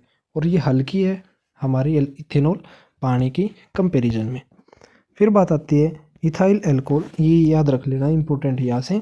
इथेनॉल कंटेनिंग 5% वाटर, अगर देखो 95% तो इथेनॉल हो, ठीक है, और 5% इसमें क्या हो हमारा वाटर हो, तो हम उसको क्या बोलेंगे, रेक्टिफाइड स्प्रिट बोलते हैं, ठीक है। Rectified spirit is a commercial alcohol होती है। और 100% प्योर इथेनॉल को हम क्या बोलेंगे, एब्सोल्यूट एल्कोहल बोलते हैं भाई। और फिर बात आती है हमारी डीनेचुरेटेड जो स्प्रिट होता है वो उसको किसका कॉम्बिनेशन होता है, इथेनॉल पायरिडीन, ठीक है, कॉपर सल्फेट और मिथेनॉल का होता है। फिर बात आती है हमारी इसकी प्रिपरेशन की। प्रिपरेशन हम करते हैं फर्मेंटेशन से। स्लो डिकम्पोजिशन होता है ऑर्गेनिक मैटर का इनटू सिंपलर सब्सटेंस के अंदर, किसके प्रेजेंस में, एंजाइम्स के प्रेजेंस में। हम इसको क्या बोलेंगे, फर्मेंटेशन बोलते हैं, ठीक है। स्लो डिकम्पोजिशन होगा ऑर्गेनिक मैटर का इनटू सिंपलर सब्सटेंस में इन द प्रेजेंस ऑफ एंजाइम्स, उसको हम क्या बोलते हैं, फर्मेंटेशन। फिर देखिए इसमें हमारा C12H22OH ये हमारी स्टार्च है, इसको हम H2 की प्रेजेंस में इन्वर्टेज, ठीक है, हमें डालेंगे तो क्या मिलेगा, हमें ग्लूकोज प्लस फ्रक्टोज मिलेगा। सुक्रोज है, सॉरी वो मैंने स्टार्च बोल दिया, सॉरी फ्रक्टोज है, सॉरी एक सुक्रोज है, सुक्रोज, ठीक है। तो सुक्रोज ये हमारा हो गया। जैसे ही हम जैसे में ग्लूकोज हो गया या फिर हमारी फ्रक्टोज हो गई, इसमें जाइमेज डालेंगे तो क्या मिलेगी, हमें इथेनॉल मिलेगी और CO2 मिलेगी, ठीक है। This process is due to कितने प्रेजेंस में की जाती है, 20 से 25 डिग्री सेल्सियस के प्रेजेंस में की जाती है भैया। और अब्सेंस ऑफ ऑक्सीजन होती है, ध्यान रखना, मैं फिर से रिपीट करता हूँ, ये इंपॉर्टेंट है। 5% वाला रेक्टिफाइड स्प्रिट, इसमें 5% वाटर होता है, 100% इथेनॉल का एब्सोल्यूट एल्कोहल बोलते हैं, डीनेचुरेटेड इसका कॉम्बिनेशन होता है इन चारों का। और ये फर्मेंटेशन प्रोसेस क्या होती है, स्लो डिकम्पोजिशन होता है ऑर्गेनिक मैटर का सिंपलर सब्सटेंस में, किसकी हेल्प से, एंजाइम की प्रेजेंस में, ठीक है। इसमें सुक्रोज जो होती है वो हमारी इन्वर्टेज एंजाइम की हेल्प से क्या किस में बन जाती है, ग्लूकोज प्लस फ्रक्टोज में, और ग्लूकोज जाइमेज की प्रेजेंस में किस में टूट जाता है, इथेनॉल में और CO2 में। इस प्रोसेस से ये हमारी की जाती है 20 से 25 डिग्री सेल्सियस, ठीक है, एंड एब्सेंस ऑफ ऑक्सीजन। अभी बात आती है इसकी केमिकल प्रॉपर्टी की। जो कंबशन होता है alcohol burn in the presence of oxygen क्या प्रोड्यूस करती है, वाटर और ऑक्सीजन अलोंग विद हीट, ठीक है। और जैसे ये इसकी रिएक्शन दिखा रखे नीचे, C2H5OH प्लस में ऑक्सीजन है ना, तो CO2 प्लस में H2O और प्लस में हीट आएगी, ठीक है। और फिर बात आती है हमारी ये जैसे ना, या CO2 आएगा, O2 नहीं आएगा, CO2 है अलोंग विद हीट, और इट प्रोड्यूस ब्लू फ्लेम, ठीक है, क्लीन फ्यूल है इसलिए, thus it is a clean fuel so as a additive with petrol की तरह। देखो जो ठंडे इलाके होते हैं ना, ठंडा जो कंट्री होता है ठंड के, तो वहाँ पे ना पेट्रोल के साथ में ना यूज़ किए जाते हैं इथेनॉल को, ताकि उनका फ्रीज ना हो, ठीक है, पेट्रोल। तो E20 आपने सुना होगा, अभी गवर्नमेंट सोच रही है कि E30 ले आए, ठीक है। E30 का मतलब इथेनॉल 30% होगी, 70% पेट्रोल हो जाएगा उसमें, इस टाइप से, ठीक है। और फिर बात आती है हमारी, it can be prepared from sugar cane molasses and contain 30% juice होता है इसमें, ठीक है। कैसे प्रिपेयर की जाती है, शुगर केन के मोलेसिस से जिसके अंदर 30% जूस हो, तब ये हमारी प्रिपेयर की जाती है। फिर बात आती है reaction with carbonates and hydrogen carbonates. अभी बात आती है हमारे इथेनोइक एसिड की। इथेनोइक एसिड को हम जैसे देखो वो हमारा था इथेनॉल के बारे में, यहाँ पे हमारे इथेनोइक एसिड की बात करते हैं, ठीक है। तो इथेनोइक एसिड का फार्मूला क्या होता है, CH3COOH, ठीक है। और जैसे ही हम इथेनोइक एसिड को रिएक्ट करवाते हैं हमारे कार्बोनेट और हाइड्रोजन कार्बोनेट के साथ में, तो वो क्या करता है, कार्बन डाइऑक्साइड गैस को रिलीज करता है along with the formation of salt and water. Salt और वाटर के साथ में क्या प्रोड्यूस करता है, हमारी कार्बन डाइऑक्साइड गैस को भी, ठीक है। तो जैसे रिएक्शन हमने करवाई सोडियम कार्बोनेट के साथ में इथेनोइक एसिड की, तो हमने क्या मिले, जैसे ही हम इथेनोइक एसिड को रिएक्ट करवाते हैं हमारे सोडियम कार्बोनेट के, तो वो क्या बनाता है, सोडियम इथेनोइट, सोडियम एसीटेट भी बोलते हैं इसको, ठीक है। और कार्बन डाइऑक्साइड गैस रिलीज़ करता है और वाटर भी। और जैसे हम रिएक्शन करवाते हैं हमारे इथेनोइक एसिड की सोडियम हाइड्रोजन कार्बोनेट के साथ में, तो क्या रिलीज़ करेगा वो हमारा to evolve the brisk effervescence of a carbon dioxide gas. ठीक है, ये वही सेम बनाएगा हमारा सोडियम एसीटेट और कार्बन डाइऑक्साइड और वाटर। फिर बात आती है रिएक्शन विद सोडियम हाइड्रोक्साइड। हम इथेनोइक एसिड को रिएक्ट करवाते हैं ना बेस के साथ में, तो क्या बनाता है साल्ट और वाटर। ठीक है, एसिड को हम रिएक्ट करवाते हैं बेस के साथ में, साल्ट और वाटर प्रोड्यूस करता है। फिर बात आती है हमारी सोप के बारे में। ठीक है, सोप क्या होती है, साबुन। A soap is a sodium salt या फिर potassium salt of A long chain carboxylic acid, जिसको हम फैटी एसिड बोलते हैं, विच हैज़ क्लीनिंग कैपेसिटी या फिर क्लीनिंग प्रॉपर्टीज इन वाटर। देखो, जो हमारी सोप होती है, साबुन होती है, वो सोडियम साल्ट या पोटासियम साल्ट की एक लंबी चैन होती है कार्बोक्सिलिक एसिड की या फैटी एसिड की, और उसकी क्लीनिंग प्रॉपर्टी होती है पानी के साथ में। सोप के पास है ना large number of non ionic hydrocarbon होते हैं और आयनिक पार्ट होता है CO नेगेटिव Na पॉजिटिव होता है। ठीक है, सोडियम स्टीरेट का फॉर्मूला क्या होता है, C17H35। ठीक है, COO नेगेटिव और Na पॉजिटिव होता है। ठीक है, ये हमारी सोडियम स्टीरेट साबुन है। और सोडियम पाल्मिटेट, ये हमारी कौन सी है, सोडियम पाल्मिटेट वाले कौन सी है, इसमें कार्बन 15 होते हैं, हाइड्रोजन 31 होते हैं, COO नेगेटिव प्लस में Na पॉजिटिव। ठीक है, और फिर हमारे जो सोप होते हैं ना, salt of a strong base होता है, जैसे sodium hydroxide and weak acid होता है। सो सॉल्यूशन हमारा सोप का कैसा होता है भाई, बेसिक होता है नेचर में। इसमें क्योंकि ये मैंने आपको उसमें भी करवाया था साल्ट वाले में, ठीक है, एसिड बेस साल्ट वाले टॉपिक में, कि स्ट्रॉन्ग एसिड स्ट्रॉन्ग बेस के साथ रिएक्ट करता है तो न्यूट्रल साल्ट बनता है। अगर स्ट्रॉन्ग बेस वीक एसिड के साथ रिएक्ट करता है तो हमारा बेसिक साल्ट बनता है। ठीक है, ये वही है, ये जो बात कह रखी है ना, ये वही है, बेसिक नेचर की होती है। बीइंग ए सोप सॉल्यूशन क्या कर देता है, रेड लिटमस को ब्लू लिटमस पेपर में कन्वर्ट कर देता है। जैसे ही हम फैट और ऑयली जो होता है मटेरियल जो हम ऑब्टेन करते हैं हमारे एनिमल से या फिर प्लांट से, heated with a sodium hydrogen hydroxide solution, they split to form a sodium salt of higher fatty acid and glycerol. जैसे ही हम जैसे फैट ऑयल या फिर हम सोडियम हाइड्रोक्साइड के साथ रिएक्ट करते हैं इसको, तो हीट करेंगे वहाँ पे इनको डिजोल्व करके, तो सोप और ग्लिसरॉल बनते हैं। ठीक है, the process of making soap bye hydrolysis of fats and oils with alkali, इसको हम क्या बोलते हैं, स्पोनिफिकेशन रिएक्शन बोलते हैं। क्या बोलते हैं भाई, saponification reaction. Common salt is added to the precipitate out all of the soap from the aqua solution. ठीक है, प्रेसिपिटेट बनने के बाद हम क्या बनते हैं, हम इसमें सोडियम जो कॉमन साल्ट है ना उसको भी ऐड कर देते हैं। अब बात आती है स्ट्रक्चर ऑफ सोप मॉलिक्यूल्स। जो सोप का मॉलिक्यूल्स है ना, दो पार्ट होते हैं, एक होता है लॉन्ग चेन होती है ना, वो हाइड्रोफोबिक होती है। ठीक है, hydrocarbon part of soap molecules insoluble होता है ऑयल में और ग्रीस में। और जो आयनिक पार्ट होता है, देखो ये ना इस तरीके से आप कंसिडर कर सकते हो, ये नेगेटिव पार्ट। ठीक है, मेन बात है ना इसमें इस टाइप से होता है आपका, ये आगे दिखाता हूँ मैं आपको, ये वाला। ठीक है, ये जो पार्ट होता है ये हाइड्रोफोबिक होता है, ये हाइड्रोफिलिक होता है। यहाँ पे 17 कार्बन आते हैं। ठीक है, 16 बोल लो, और इसमें CO नेगेटिव में एक यहाँ पे आ जाता है ना, Na पॉजिटिव में, ये आयनिक पार्ट होता है, ये आयनिक पार्ट है। ठीक है, ये नॉन आयनिक पार्ट है। ये हाइड्रोफिलिक है, हाइड्रो मतलब पानी को पसंद करता है, फिलिक का मतलब लव। ठीक है, और हाइड्रोफोबिक का मतलब फोबिया होता है डर। ठीक है, तो ये पानी से हेट करता है। ठीक है, और the soap molecule is said to be tadpole structure बोल सकते हैं इस तरीके से। ठीक है, जो ये स्ट्रक्चर था ना इस तरीके वाला, ये हम इसको टेडपोल स्ट्रक्चर बोलते हैं। व्हेन सोप डिजोल्व वाटर के साथ में होती है तो form colloidal suspension in water, soap solution appear cloudy due to the scattering of light due to the large size of the soap micelles. ठीक है, जो सोप का सॉल्यूशन होता है ना हमें क्लाउडी दिखता है ना, वो scattering of light due to large size particle होते हैं ना सोप के, उसके द्वारा दिखता है। ठीक है, मिसेल्स क्या होते हैं, ए spherical aggregate of soap molecules in the soap solution in water, इसको हम क्या बोलते हैं, मिसेल्स बोलते हैं।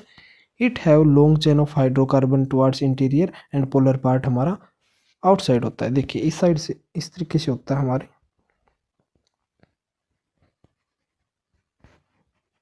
ठीक है, इस तरीके से ये हमारे सर्कुलर शेप में अरेंज हो जाते हैं। जो हमारा ये पोर्शन है आयनिक पोर्शन है, ये बाहर की तरफ होता है, हाइड्रोफोबिक पार्ट अंदर की तरफ होता है। स्फेरिकल शेप में सेल्स बना लेते हैं। लिमिटेशन क्या हमारी साबुन की, हम हमारी जो साबुन होती है वो वॉशिंग ऑफ क्लॉथ में हम यूज़ करते हैं, ठीक है। जनरली हम इसको किस में यूज़ नहीं कर सकते, हार्ड वाटर में यूज़ नहीं कर सकते। हार्ड वाटर मीन्स जिसके अंदर कैल्शियम या फिर मैग्नीशियम के सल्फेट, ठीक है, क्लोराइड्स, ठीक है, या फिर और साल्ट बोल सकते हैं हमारे, वो होते हैं। तो उसकी वजह से हमारा वाटर हार्ड हो जाता है। तो हार्ड वाटर में ये रिएक्ट नहीं करता, साबुन डिज़ोल्व नहीं हो पाती, क्योंकि उसके अंदर कैल्शियम और मैग्नीशियम के साल्ट प्रेजेंट होते हैं। तो वो इनसोल्यूबल प्रेसिपिटेट बनाते हैं, जिसको हम स्कम बोलते हैं, ठीक है। जैसे आपने देखा होगा ना, ऐसे जैसे ही हम जो हमारा हार्ड वाटर होता है उसके अंदर साबुन को डिज़ोल्व करते हैं तो वो फट जाती है, दूध के जैसे, है ना। तो वो स्कम होते हैं। तो before it can be use to real purpose for washing, so it can not be use cloth in hard water. Hard water में हम इसका यूज़ नहीं कर सकते, यही सबसे बड़ी इसकी लिमिटेशन है।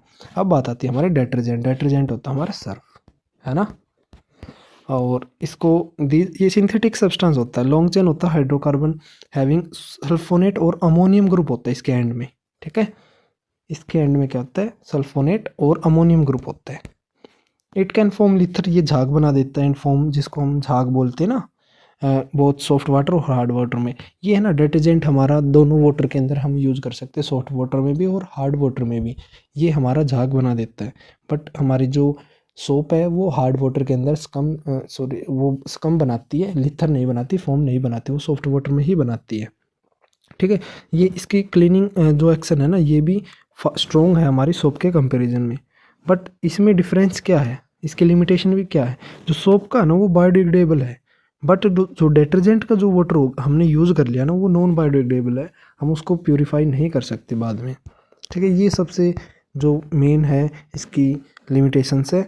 और यही था हमारा चैप्टर जो कार्बन और इट्स कंपाउंड कंप्लीट। हमने इसको बहुत अच्छे से डिस्कस किया है। इससे बार आपको क्वेश्चन देखने को नहीं मिलेगा।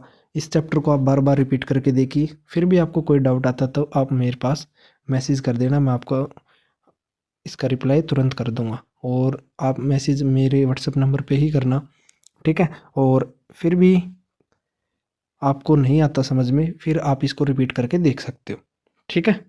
आई होप आपको ये वीडियो अच्छी लगी होगी। अगर आपने अभी तक हमारे मिशन अचीव चैनल को सब्सक्राइब नहीं किया तो सब्सक्राइब कर लो और बेल आइकन को ज़रूर प्रेस कर दो, जिससे आगे आने वाली जो नोटिफिकेशन आपको सबसे पहले मिल सके। ओके, धन्यवाद। और यहाँ पे एक बात और, यहाँ पे आपकी ना केमिस्ट्री कंप्लीट होती है। हम फिर जो हमारी नेक्स्ट वीडियो आएगी ना वो हमारी आएगी, हम बायोलॉजी करेंगे पहले, ठीक है। लाइफ प्रोसेस, कंट्रोल कोऑर्डिनेशन, ठीक है, और रिप्रोडक्शन, और बाद में हेरिडिटी का। फिर बाद में हम अपनी फिजिक्स के ऊपर मूव ऑन करेंगे। उसमें भी 4 ही चैप्टर आपके, एक तो आपका है लाइट वाला, और फिर ह्यूमन वाई वाला, और वही आपका इलेक्ट्रिसिटी एंड उसके मैग्नेटिज्म वाला। ये 4 ही हैं। 4 वो कंप्लीट करके हम जो भी बचता होगा फिर देख लेंगे कौन सा चैप्टर आता था। अब की बार जो आए थे ना उसमें से 5th चैप्टर नहीं आया था, ठीक है। और आपका इवोल्यूशन भी नहीं आया था। हम देख लेंगे, आपको सफिशिएंट मटेरियल प्रोवाइड किया जाएगा जो भी एंट्रेंस एग्ज़ाम के अंदर आता है। बस शर्त क्या है, आपको बार बार में इन वीडियोज़ को देखना है, ताकि आपका जो डाउट है ना वो क्लियर हो सके। अगर नहीं हो तो आप मेरे व्हाट्सएप पे भी मैसेज कर सकते हो, ठीक है, आप पूछ सकते हो, ठीक है बच्चों। ओके, धन्यवाद।